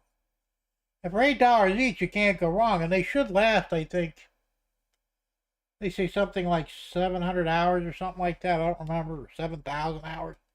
I don't remember the exact length of them, but, and they're cheap enough, so if they go bad, I just replace it, Now, if you tried to buy something like this in the States, who knows what the hell they charge you for?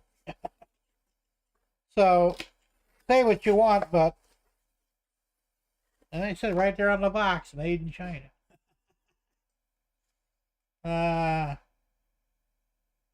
So do not stare at the light closely for a long time to prevent your eyes against hurt or excessive light. Not waterproof. Well, no, it shouldn't be.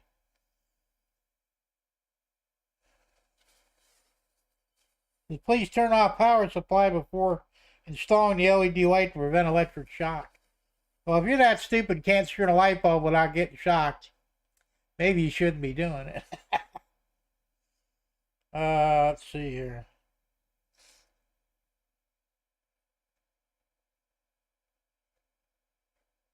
Yeah, they don't say on here what the... There's all kinds of stuff here.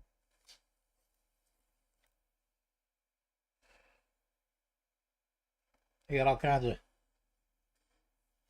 specifications on it and stuff. I'm not worried about it. Whatever it is, but...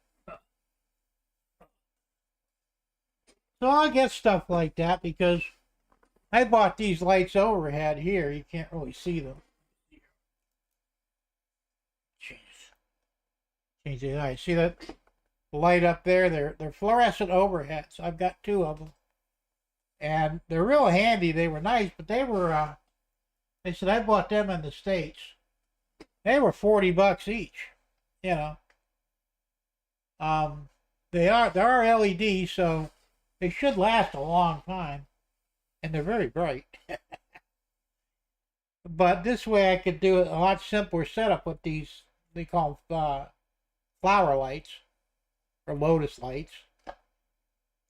And I could keep a couple extras later on, so one burns out, unscrew it, screw it all in, you're good to go, you know.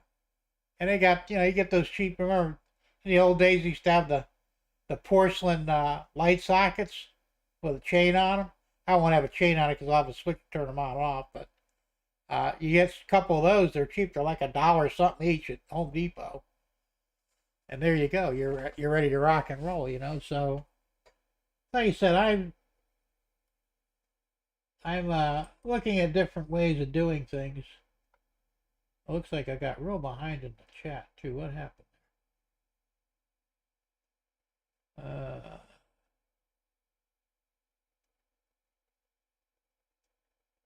The 500 horse motor was made in Canada and the USA now. Yeah, China's picking up everything. And the problem is, it's probably not 500 horse though, because they don't use the same specifications that we do. Like if you buy a Chinese tool, for example, like a grinder, it might be rated at 1 horse. It's really 3/4 horse because they don't rate it the same way we do ours, and it is actually less. Temu is good for you. Yeah, kind of. Little widgets remind motors. That's true. Tom says, I refuse to buy from Temu. Ah, come on, they're not all that bad. You know. Before that, I used to buy from Wish.com. And there was another place that sold, it was Chinese shit too. And I buy my phones from Alibaba, which is also a Chinese company. So, you know. It all depends. Like I said, whatever you need to do. That's true, James. Most of the shit in Amazon is from China, too. James says the dollar store is Temu. It probably is, you know. All right, John. Well, have a good one, man. Thanks for popping in, and have a good and safe weekend. We'll see you next time.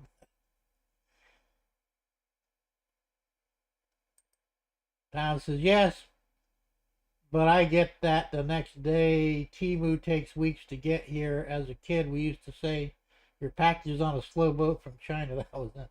That's the only problem. They're getting better at it. Now, I just bought an ear cleaner. It's got a camera in it that works with your phone. It was $10, you know.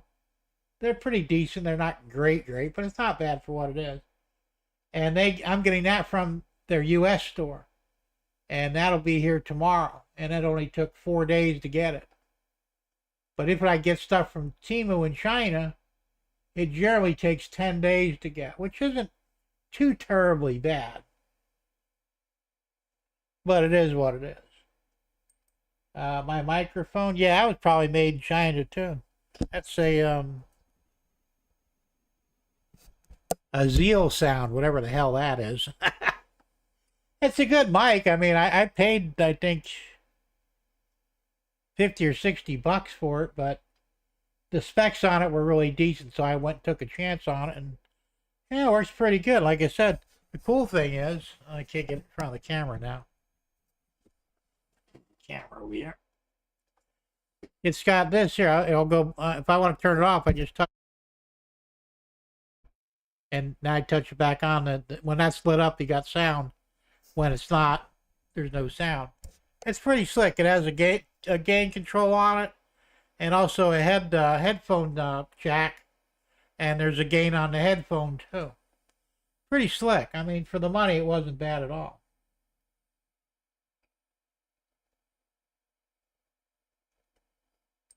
James says, Tom, no matter what the manufacturing jobs, yeah, that's true. Most of them have, unfortunately.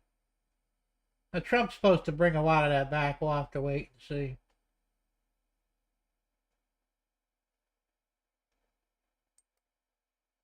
Russ says, how do you think China has built the massive military that they have?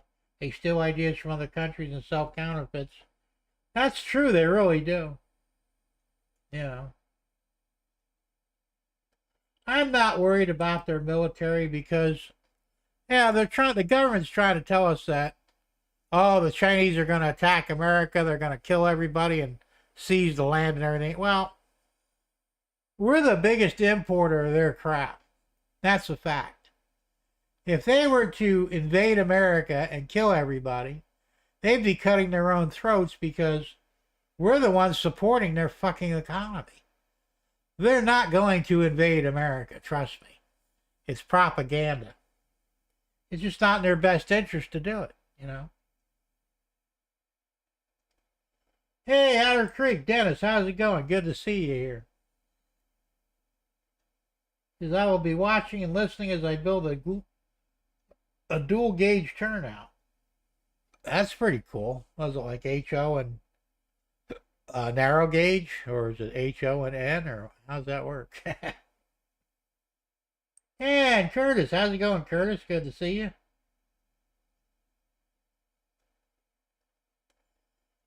M&M Rails is live at late 8. Okay, well, I'm probably going to run a little bit past 8, but anybody wants to take off and go see that, by all means, go for it.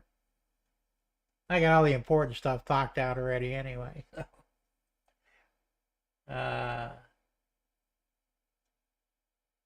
Joe says, Timu like my mailman, still waiting on today's mail. Well, you know, they're all doing that shit because I say, oh, UPS is handling the order for my film at 5 rolls. I get a notice a couple of days ago saying, well, it'll be there Thursday, you know. Okay, so Thursday morning I checked the UPS site, and it's in Jacksonville. You know, it ain't going to be here today, you know. It came from Kentucky, and it's been like 4 days. I don't know why it takes so long, but it'll definitely be here tomorrow, so I'm not worried about it. But they can't seem to keep track of what the hell they're doing either. James says, Joe Rader, all we get in the mail is people begging for money. I get a lot of that, too. Drives me nuts, actually. Joe says, James, I'm waiting on a decoder from Jason. Oh, Train Freak, yeah. Dennis says, HO and HON3. Okay, I knew it was something like that. The HON3 is narrow gauge, isn't it, basically? I said, Joe Ritter, remember that from your video. Okay. Curtis says he's alive. Well, that's good, because if you were dead, I might be a little concerned that you're in the chat, you know. So, yes, by all means, I'm glad you're alive. Yeah, that's true, Rick. They really are. Except in, I think, North Dakota or South, or maybe it was Montana. One of the governors, I think it's a woman governor, she kicked them out. Told them, you can't have our land, that's it, get the hell out. And I think we should do that everywhere. I think they're doing it for monetary reasons, though, to be honest with you. Like I said, I'm not worried about them invading anything. It's just not in their best interest. But if they were to build factories and sell their cheap crap here without having to deal with shipping costs, we would never be able to compete with them. So that could be a problem. Yeah, Curtis says that would be my ghost. Yep, probably.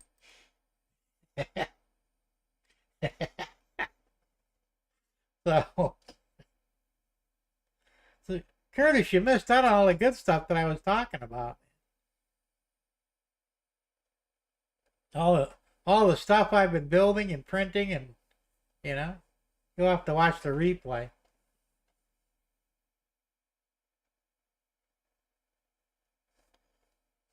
Holy shit. They got to get a handle on this property tax crap. They need to do away with it. I don't know about you, Joe. I figure you're older like I am, and you got no kids in school, do you? My kids graduated school like 30 years ago. 40 maybe. I don't know. Pretty close. My oldest daughter's 42. Why am I paying property taxes to support schools when I have no fucking kids that are in school? And when you turn 65, you should become tax exempt and have true ownership of your property. Because right now, we don't have true ownership. Don't pay your property taxes and see what happens. Now, here in Florida, I don't know. I heard it briefly. They were talking about doing away with the property tax and making up for it in sales tax, which I'm okay with. I mean, still think it's wrong to tax us, but at least you'd have true ownership, because like I said, my house is paid for. And if it wasn't for the damn taxes, it would be mine lock, stock, and barrel. But right now, I'm just leasing it from the government. Because if I don't pay the taxes, they come and take it, And that's bullshit. It ain't right. Yeah, exactly, Joe. Like I said, 65, really 55, I think, is even better, but I'd settle for 65. And that's it. You're done paying taxes. If you own your house, it's yours. Nobody can touch it, And I mean nobody. You can't get sued out of it. You can't get IRS out of it, nothing. It's your house. That's it. End of subject. And it used to be that way a long time ago. And then somebody figured out they could steal property, and that's where we're at now.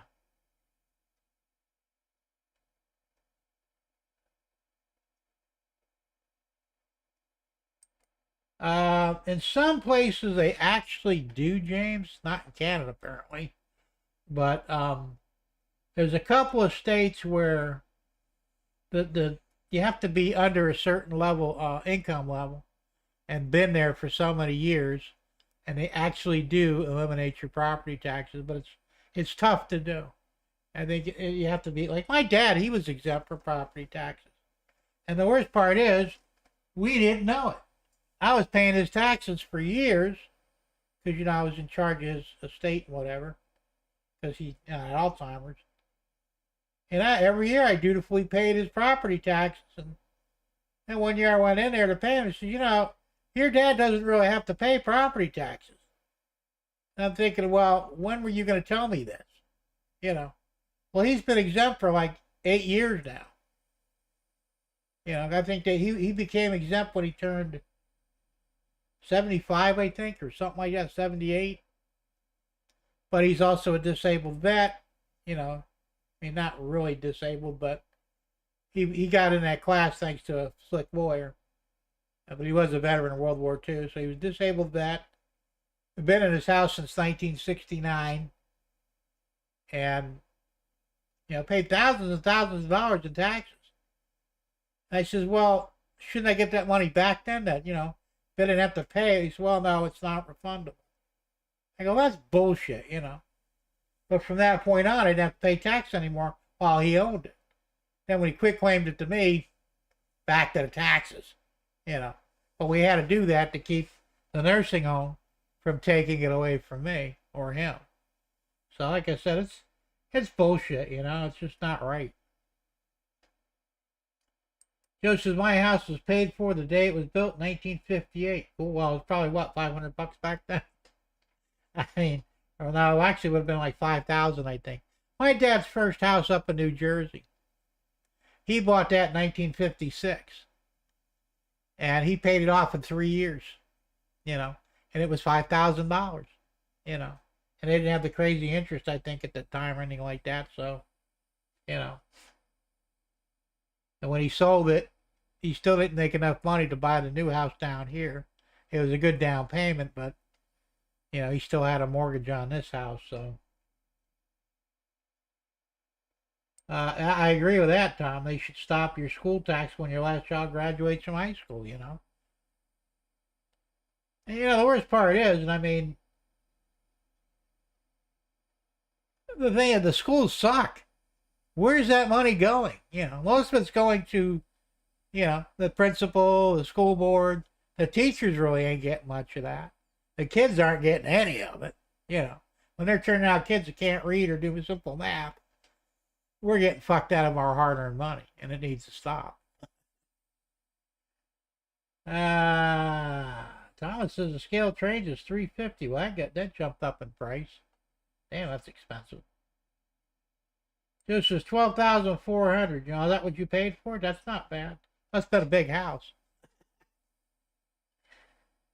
All right, Andy, have a good one. Thanks for staying up with us, and enjoy the rest of your weekend that's coming up, and be safe and have fun, and we'll see you next time. So, yeah, I got issues with a lot of this shit. Like I said, you know, you're not really, I mean, for me, I'm on a fixed income. You know, I get disability insurance from Social Security. And I lay out basically almost $1,300 a year. It doesn't sound like a lot. But when you're only getting $1,600 a month, $1,500 actually, that's a lot of money when you break it down, you know. I make a lecture because, you know, I rent out my guest house to my mother-in-law, but still, it's a lot of damn money. And I do have bills. I have expenses, you know, electric, water, you know, car insurance, food.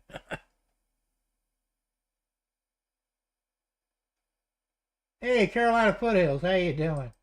Good to see you. He says 350 Canadian. Okay. All right, Floyd. Well, thanks for popping in. The same to you. Have a good and safe weekend, and we'll see you next time. You have a good night. So yeah, it's you know, it is what it is, but I'm hoping that they do fix it. No, it really doesn't. I'll tell you what. Like I said, you know, I'm throwing out almost $300 a month in credit card debt, which is my fault, but I'm getting that paid down. My electric bill last month was almost $400.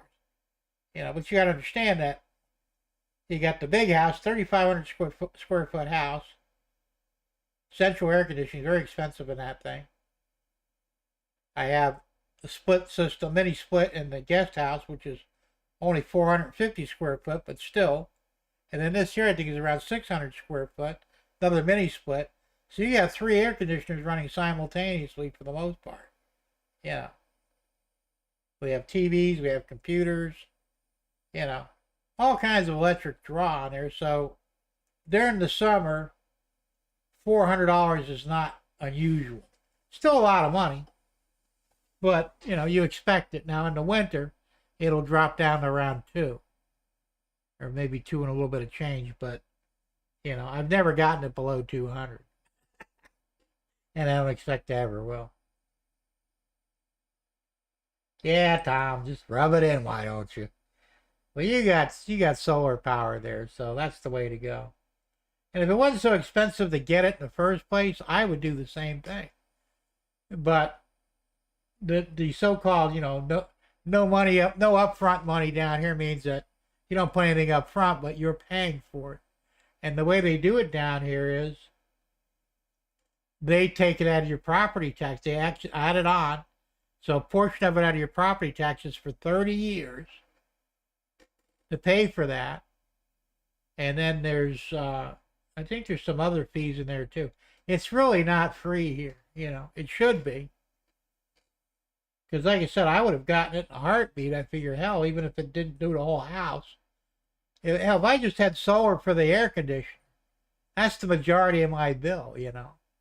Now, they've got new mini splits out that are solar powered. And they're not bad. They're about 2,000 each. And of course, I can convert mine to solar anyway. They're 110 volt, the one here and the one in the guest house, and set it up to where during the day it runs off solar, and then at night it runs off, Duke's pole power. But I would have to put a mini split in the big house, probably a 2-head system or a 3-head system, in order to do the same thing. And I am actually looking at it because it's ridiculously expensive. Now, that's without batteries. If you have batteries, you can run solar the whole time. Now, the batteries aren't cheap, but it may be the smart way to go. And if you're a 110 volt system, that's only pulling, say, 500 watts or whatever, 1,000 watts, a couple of decent batteries will get you through the whole night without any sun. So it can be done. And I am looking into my neighbor, Randy. He's got a solar, so he's got a 200 watt solar set up in his backyard, and he's running his mini fridge with it and a couple other small appliances, I think a window air conditioner. And it's doing just fine, and I think he's got 2 batteries running it. So I'll be looking at something similar. But there's still some, there's still some money up front you got to lay out, but the panels are getting cheaper. The batteries, they're still kind of pricey, but that's if you go with the lithium. You could do lead acid, but they're not as efficient. So, the charge controller is not that expensive, and of course the inverters aren't that expensive either. And that's really all you need, some wiring,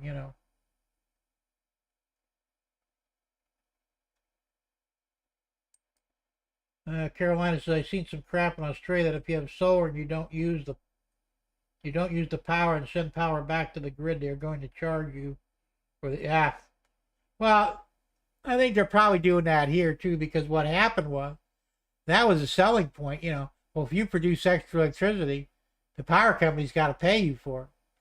Well, like FP&L down in South Florida, they went ahead and they put a cap on what they'll sell you back, what they'll buy off you, and it ain't much. And they cut the kilowatt hour price way down.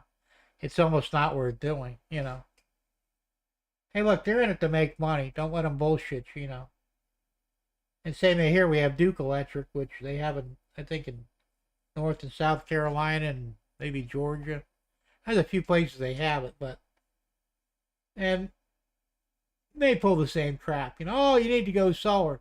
Yeah, but what's it really going to cost me? They got a solar program here where you don't have to put panels up in your yard, but they have a solar farm somewhere in the state, and you could get in on it, but you're not really saving any real money because you're paying for the maintenance on their solar, on their solar farm. So fuck that.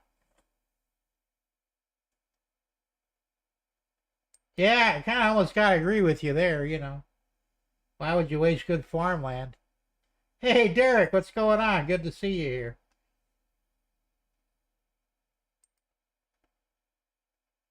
But Tom does have a nice system. When everybody else loses power, he's still bright and shiny and having fun with his trains. You can't go wrong with that, That's what I said. I mean, I could do solar out here. And I think if I put a 400 watt system out here, it would be enough to power everything, believe it or not, including the air conditioner. But I'd need some batteries, probably at least 4 batteries, a serious charge controller, and a really good inverter.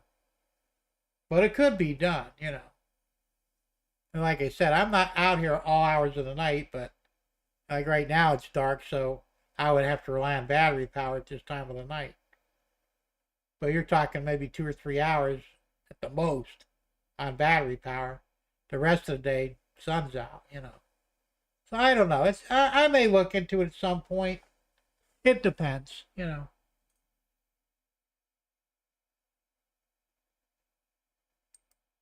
I said, I hate Duke. They took money and raised rates to build the plant. And yeah, that's typical. I'm not real impressed with them either. Like I said, my bill's going up steadily. It seems like every month. You know, they just keep jacking up and jacking. And then they tell you they're going to do it. It's not like they're proud of it. Now we're going to raise your rate because, it's costing us more.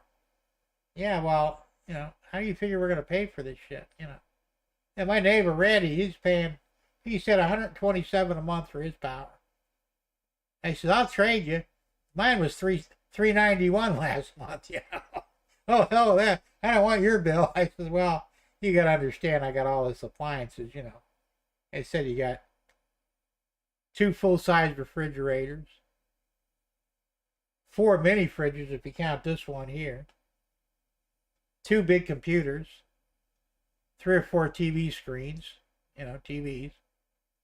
Now Ruth doesn't have a stove in her apartment.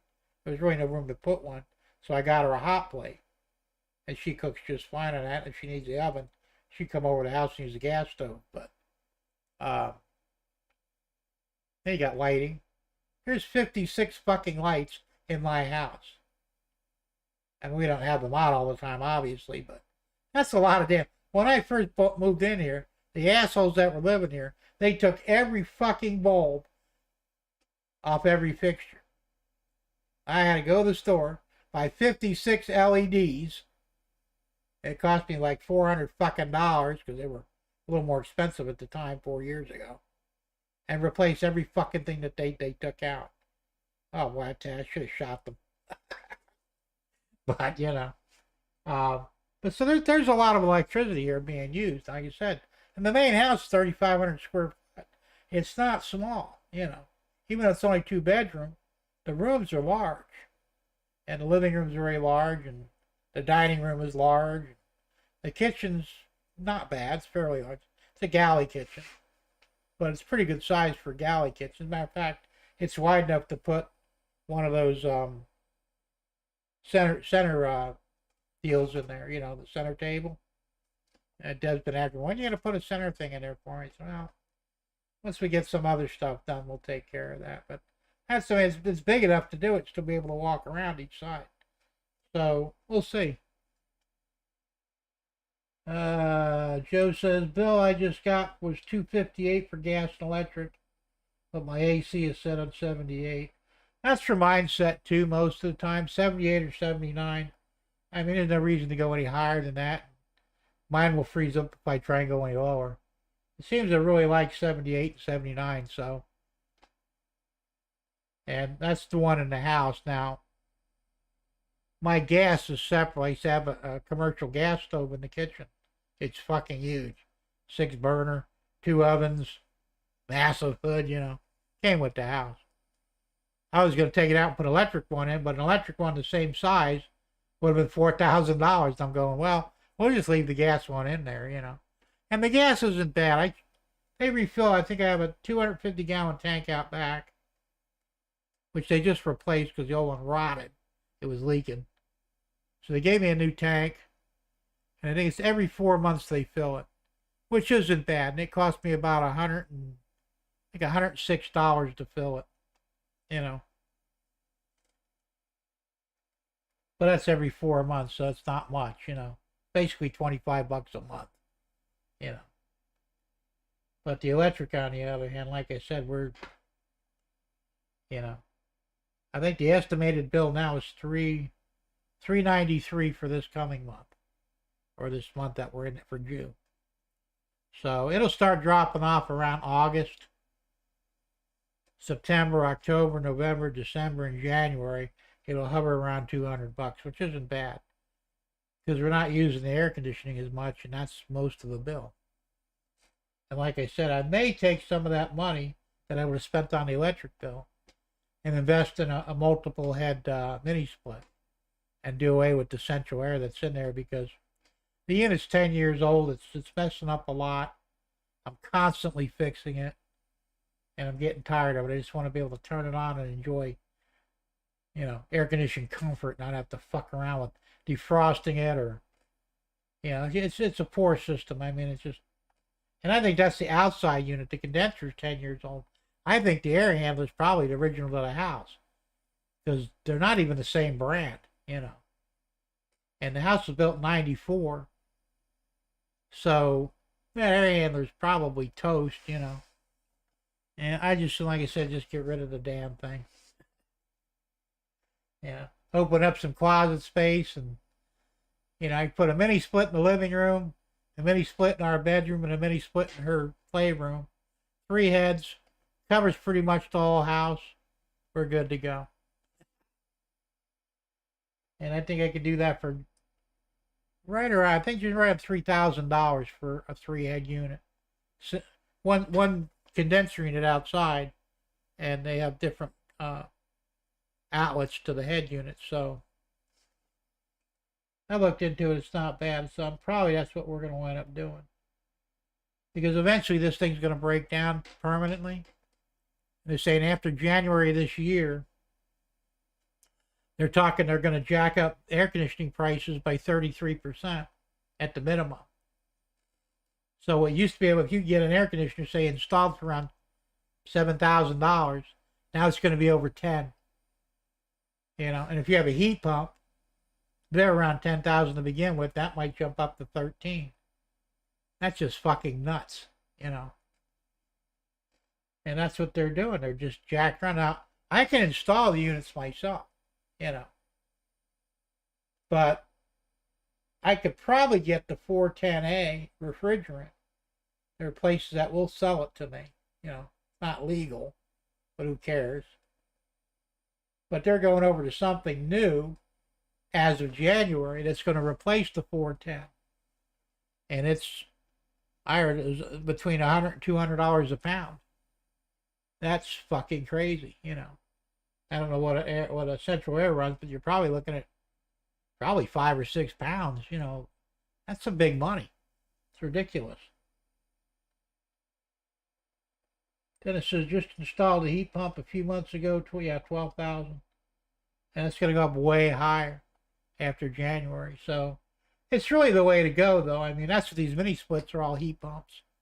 And like you said, you get heat and air conditioning in them, and they work well. There's some limitations on the heat pump in the winter, from what I understand. If it's like below 0 outside, you're not going to get a whole lot of heat out of it, but it still works, you know, better than nothing. In which case, I say you should probably have a damn fireplace anyway. I have a fireplace, and I have wood. I got about a cord of wood out back behind the shed.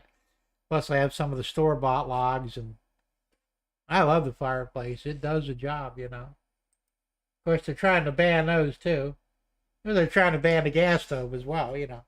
And every now and then there'll be a thing in the paper, you know, on MSN or whatever.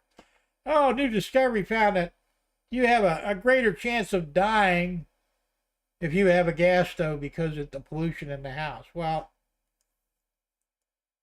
if you're burning your food, yeah, maybe, but then again, you burn your food on an electric stove, you're going to have the same problem, indoor air pollution. That's what they make range hoods for. You're supposed to run them, regardless of whether you run an electric or gas, to vent out any fumes from your cooking, you know. But they're trying to scare people into getting rid of their gas stoves. And the reason why, and I've said this before and I'll stick to it, they can't control a gas stove. All right?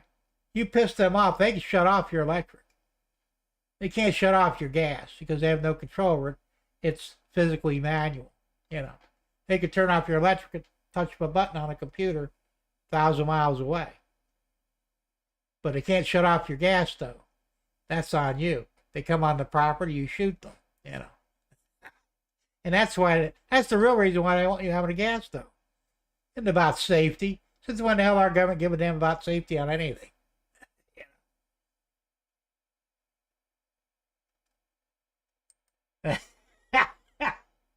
I could make funny, but I'll be nice tonight.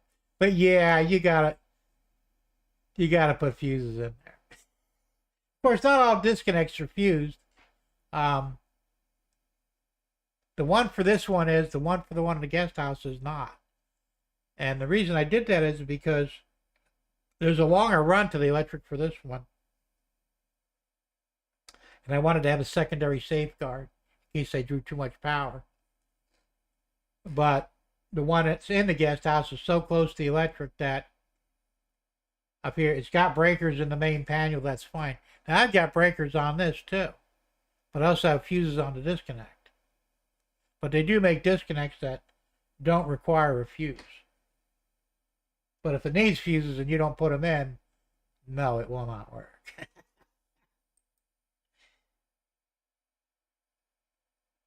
The John says, until my dad passed in 2021, our farmhouse in Western Maryland only had 2 wood burners for heat. Yeah, there you go. And you know what?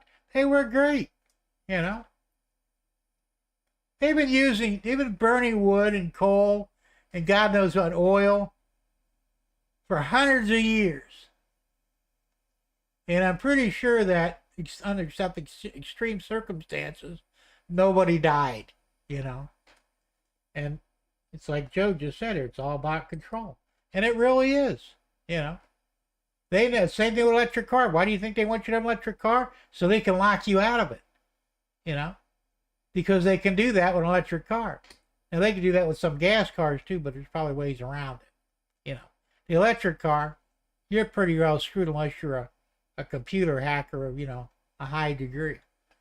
They can lock you in, they can lock you out. They can take control of your car. If you really piss them off, they can slam you into a wall at 150 miles an hour. You probably won't survive it, you know. They can't do that on my gas car because I don't have any of that crap in my car. I'm in control of it. And they don't like that idea too much. Oh, well, they go fuck themselves, right? But that's the truth of it. It really is. It's all about control. There is no reason. Matter of fact, I just read an article on MSN the other day. And they were talking about all these gadgets in the car, you know, automatic braking,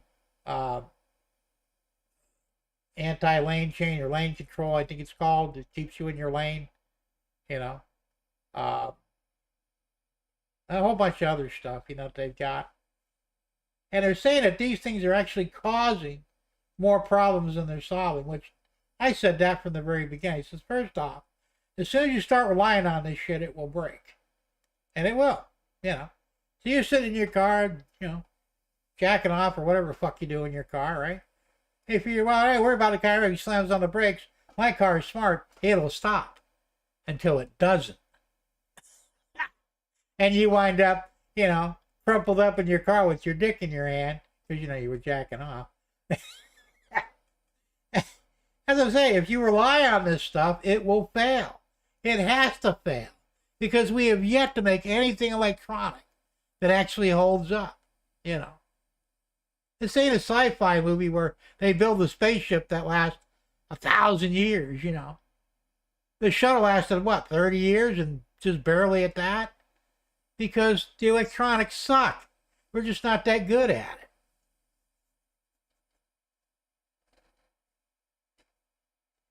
I gotta agree with you there, John. I love a manual transmission. It's hard for me to drive because of stroke damage to my right foot, but I've found ways around. I mean, I could left foot the clutch and the brake. It's not really a problem, you know. Shove it neutral and work the brake with my left foot because I don't trust the right foot to get on the brake quick enough, but it's fine on the gas.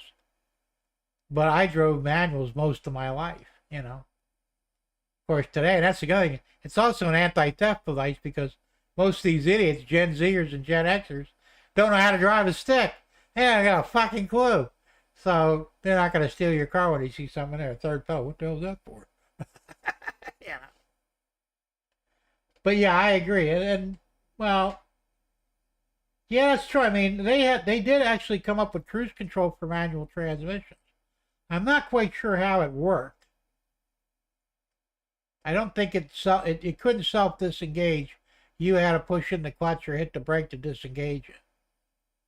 But, you know, nowadays they got these intuitive cruise control units that will actually prevent you from slamming into the car in front of you if he slows down and you're not paying attention.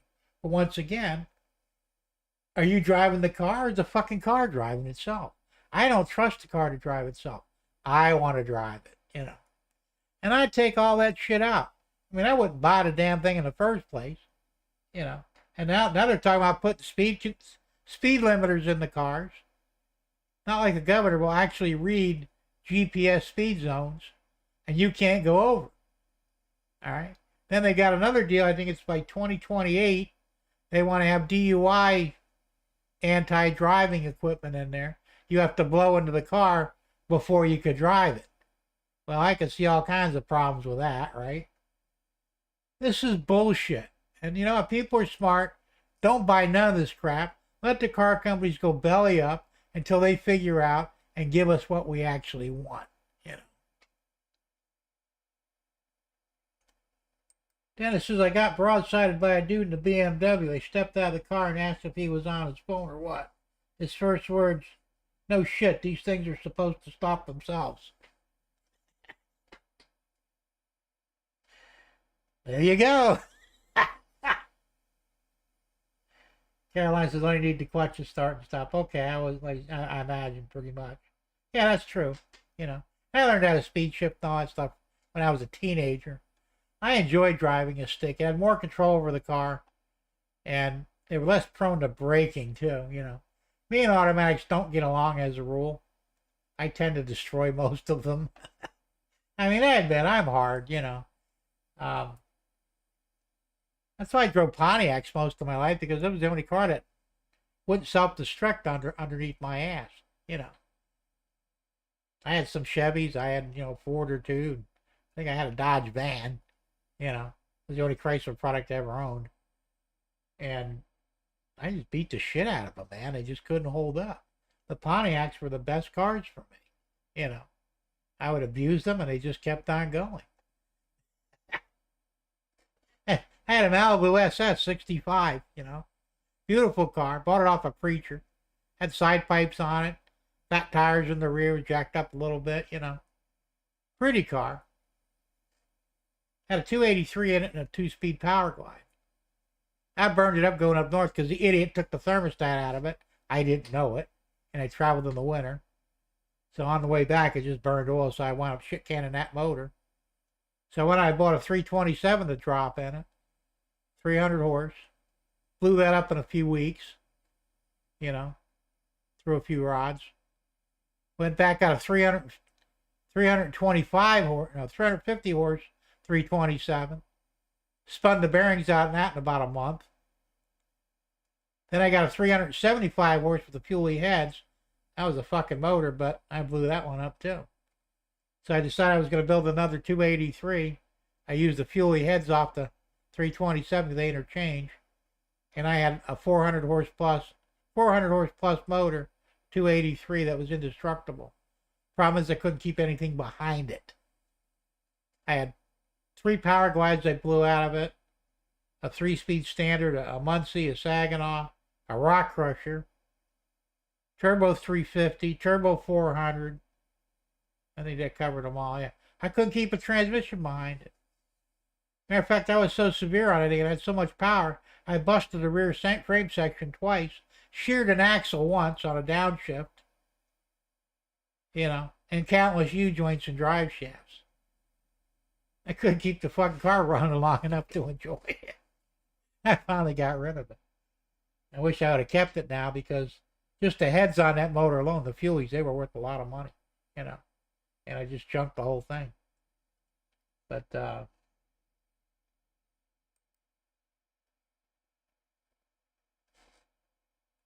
Tom says, if they put a fart detector in the cars, then we'll all be in trouble. That's a good point, Tom. Well, it would probably work with the whole DUI thing, you know. If it picks up an unusual scent, it may shut you down. Joe says, wow, the mailman just arrived. Damn, he's late. Yeah, they're getting ridiculous with it, like I said. I mean, it's cool, the toys, you know. The problem with the toys is they're very expensive. They will break, and if you want to fix them, you might have to just buy another car and be cheaper, you know. And, you know, years ago, you couldn't have a computer in the car with a video screen, you know, like a PC. Now almost every car comes with a PC built into it. They're all Wi-Fi. And I heard the latest ones, I think from 2022 on, all cars are reporting all your data to the local cops, your insurance company, and a whole bunch of third-party people. They're studying your driving habits, you know. They're listening to your conversations. There's no cameras yet to see you, but that's coming. Who the hell wants something you have no privacy in, you know? I got issues with that. As far as I'm concerned, my 04 Grand Marquis hopefully will be the last car I ever own, you know. The motor blows up, I'll buy another motor. Transmission blows up, I'll buy another tranny. Hell, it'd be cheaper than another car anyway, you know. And I mean, other than the paint job, the car is in actually excellent shape, low mileage. I mean, I only got 91,000 on it anyway. And, you know, you can get easily 250,000 miles on those if you don't beat it too bad. And I'm trying not to beat it too bad these days, but, you know. It doesn't make sense to spend 40,000 or more on a car that spies on you and thinks it can drive better than you until it breaks. So, yeah, I think I'll pass on that. Just my opinion, but, you know, for what it's worth.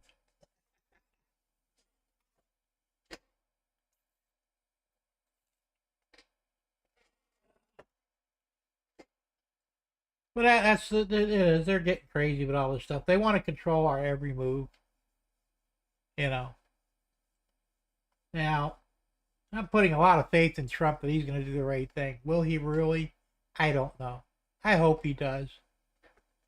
But I'm already, and I know we don't usually talk about politics, but I think he's making a mistake by putting J.D. Vance in there.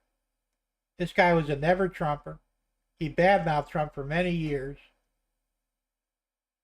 And I just don't trust him, you know. Then he wants to put in the Secretary of Money or whatever the monetary thing is. They want to put a woman in there that's well known to be part of the New World Order. Why does he do this, you know? If I were him, I would be putting trusted family members in high positions in government. People that I could trust, you know. That's what burned him the first time he was president. He got people in there that all turned on him. They were all traitors, you know. I mean, ain't no wonder if, you know, he's just not that smart. I like to think he's a little smarter than that, but I'm not so sure now. Rumor has it that Biden will drop out this weekend. Well, it's kind of looking that way. I mean, he has zero chance of beating Trump, but then so does everybody else. Don't know who they're going to put in. I mean, realistically, it should be Harris. Harris has zero chance of beating Trump. Matter of fact, if you put a dog up against Harris, the dog would win.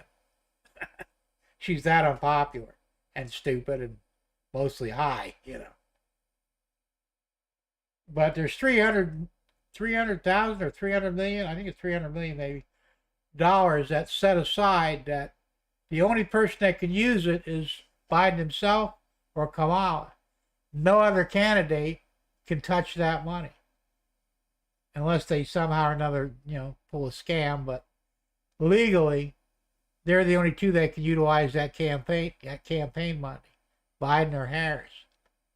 Well, first off, no amount of money is going to help Harris, you know. So I don't know. I think if the Democrats were smart, they'd just throw in the towel and say, you know what, we're not even gonna go on anything. Just go ahead and give it to Trump. He's the president. We'll try better next time. Because realistically, unless they cheat and somehow get away with it this time, which is also unlikely, because we know what to look for, they're not going to keep the presidency or either house for that matter. I think they're going to lose both houses too, because people are disgusted with them. You know, they're disgusted with this woke nonsense. You know, you don't know what a woman is. Well, Jesus Christ, you know, it's not hard to figure out. You know, get them in your bedroom, strip them down. You can pretty much figure who's a woman and who ain't. Yeah, what the hell, you know, and trying to turn children into something they're not by lopping off body parts. I don't even know how that shit's even legal, you know. and why we put up with it. We should have drugged them out in the streets years ago and started hanging them from the light poles. But that's just me, you know. So I don't know, but I don't personally think that they have a chance.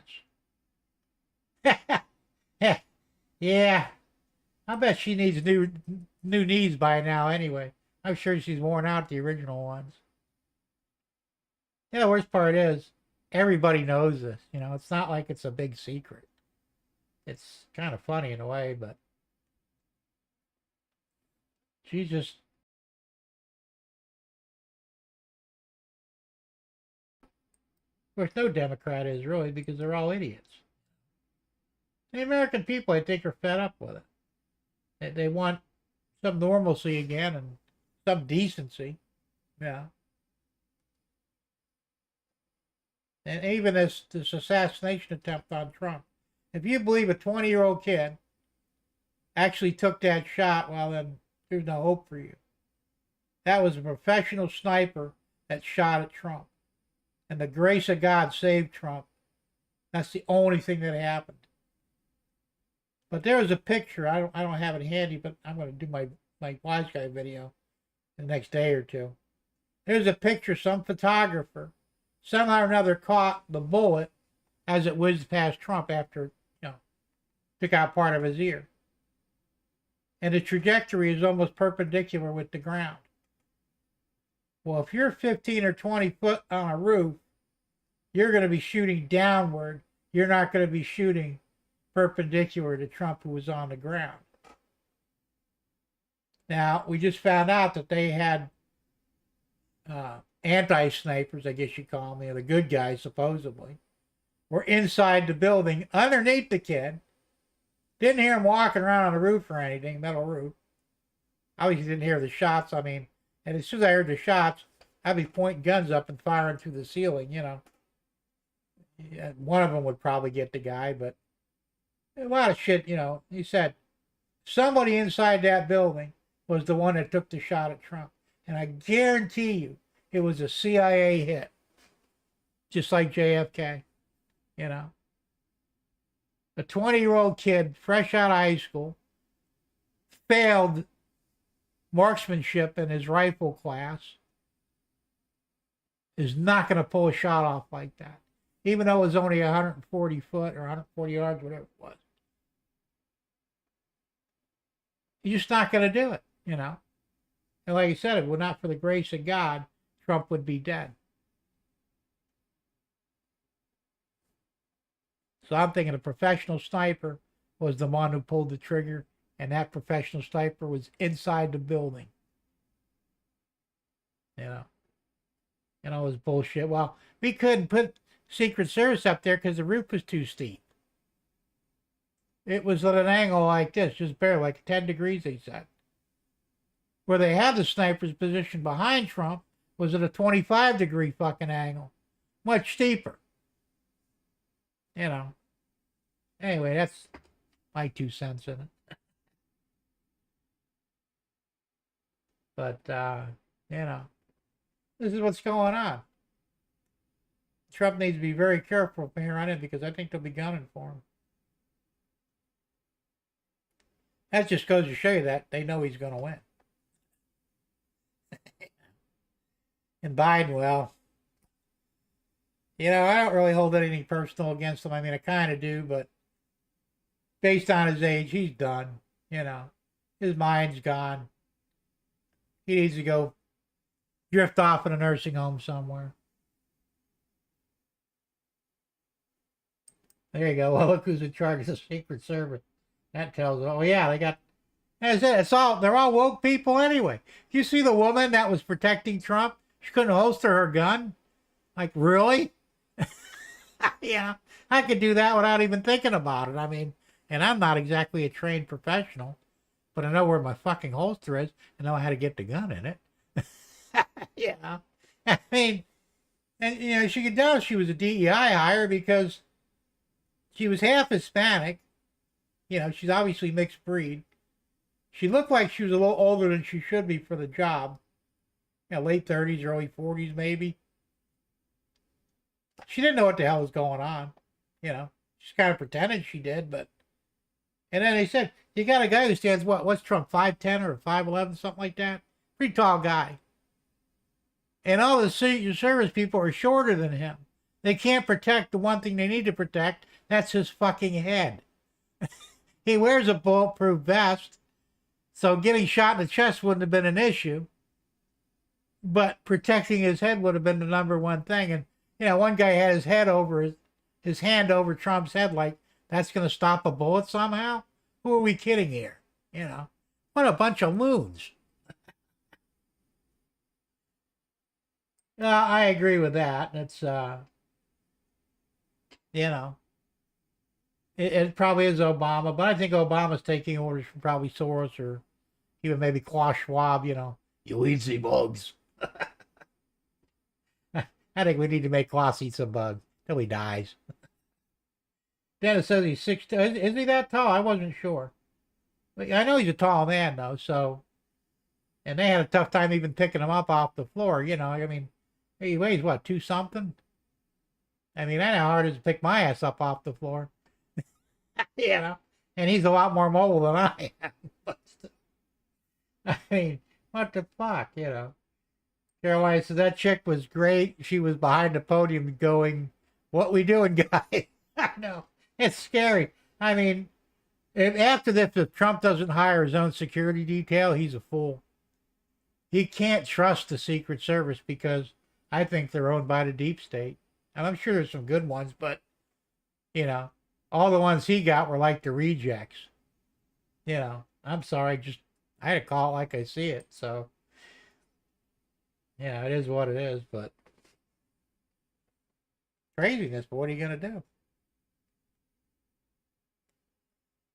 So, I mean, hopefully, like I said, I think, you know, I really honestly believe that God was looking out for him. I think other than that, if he hadn't turned his head in that split second, the bullet would have penetrated his skull. And they have proven that already. So, you know, I don't believe in luck, you know, or coincidence. I'd say that was a hand of God at work. I don't care what anybody says, you know. But, and that's probably a good sign, too, you know, that maybe we can trust Trump. I want to trust him. I really do. I want to believe in him. But I always worry because, you know, they say every man has his price. And I think to some degree that really is true. I used to say, you know, when I was young, you know, my ex-mother-in-law, she offered me $10,000 in a new car to walk away from her daughter. She hated me that much. And I looked at her, I says, you know, you can rent me for a while, but I'm not for sale. And there's no amount of money. I was stupid. I should have took the money in the car and ran off with her daughter. I'm sure they would have figured out some way around it, but, you know. But, I mean, I used to say that I couldn't be bought. And I still want to believe that I can't be bought. But who knows, you know. Somebody offered enough money? I don't know. All right, Joe. Doggy time. That's cool. Thanks for sticking around and have a good weekend, a safe one, and we'll see you next week. Have a good night. So, you know, but I think most people do have a price, you know. They said, so, you know, like, I don't know what they offered that kid. He's a patsy, I think, you know. He obviously has some mental issues, you know. Maybe they gave him some mental issues. Who the hell knows? I mean, did they try? One guy thought that maybe they tried to convince him it was a training detail. You know, we want to train you to, you know, how to take out an enemy in case we have a foreign dictator you have to kill. You know, these people that go along with this shit are, I mean, they really are stupid. I don't care how much money you offered me, or women, or anything else. You tell me, hey, I want you to do a practice run to kill the President of the United States. Fuck you. I ain't doing it, you know. Because ultimately, I'm going to wind up dead. Just like that kid did, you know. They had to kill him, you know. I don't think he was the shooter. You know. There's no mention of any spent cartridges on the roof. Well, where did they go? You know. about powder burns, to prove that they actually fired the weapon. I didn't even know if it was a real gun. It could have been a replica that didn't have any ammo in it. I mean, I'm going probably a little over the top now, but realistically, you don't know. What if it was a training drill? And they convinced this kid, hey, look, we need somebody with a little bit of experience with guns. Kid's going to get a big head over, and we'll pay you money to go pretend you're going to kill the President of the United States. You're not really going to do it. It's an exercise, It's a training thing. And the dumbass, ooh, I'll make some real money. I don't know if that's what happened, but it's a possibility. Same thing with JFK. What's his face? The guy that supposedly shot him that didn't.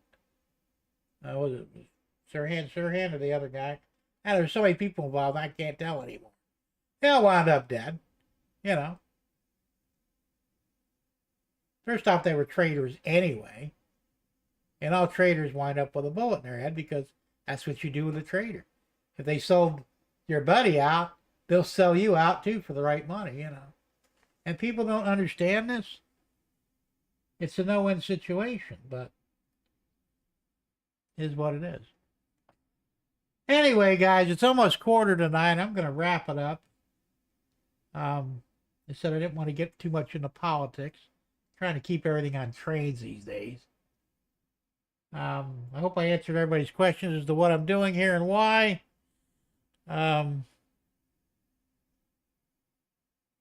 Dwight, if you're still in here, I'll work on getting a list or a video of all the things that are up for grabs that you could buy that's 3D printed. Like I said, I'll publish it anyway. So anybody interested in any of it, let me know. So the prices are reasonable. You do have to pay shipping, unfortunately, because I got to pay shipping, and I'm not necessarily looking to make money, but I don't want to lose money either. So they got lots of stuff, and if you're handy with a paintbrush, you can make some really nice 3D printed objects. So that's it. So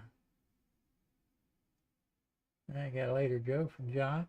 So anyway, guys, thanks for popping in. I appreciate it. We had fun as we always do. Hope somebody learned something maybe or got some good ideas. One way or the other. I always get ideas from these things.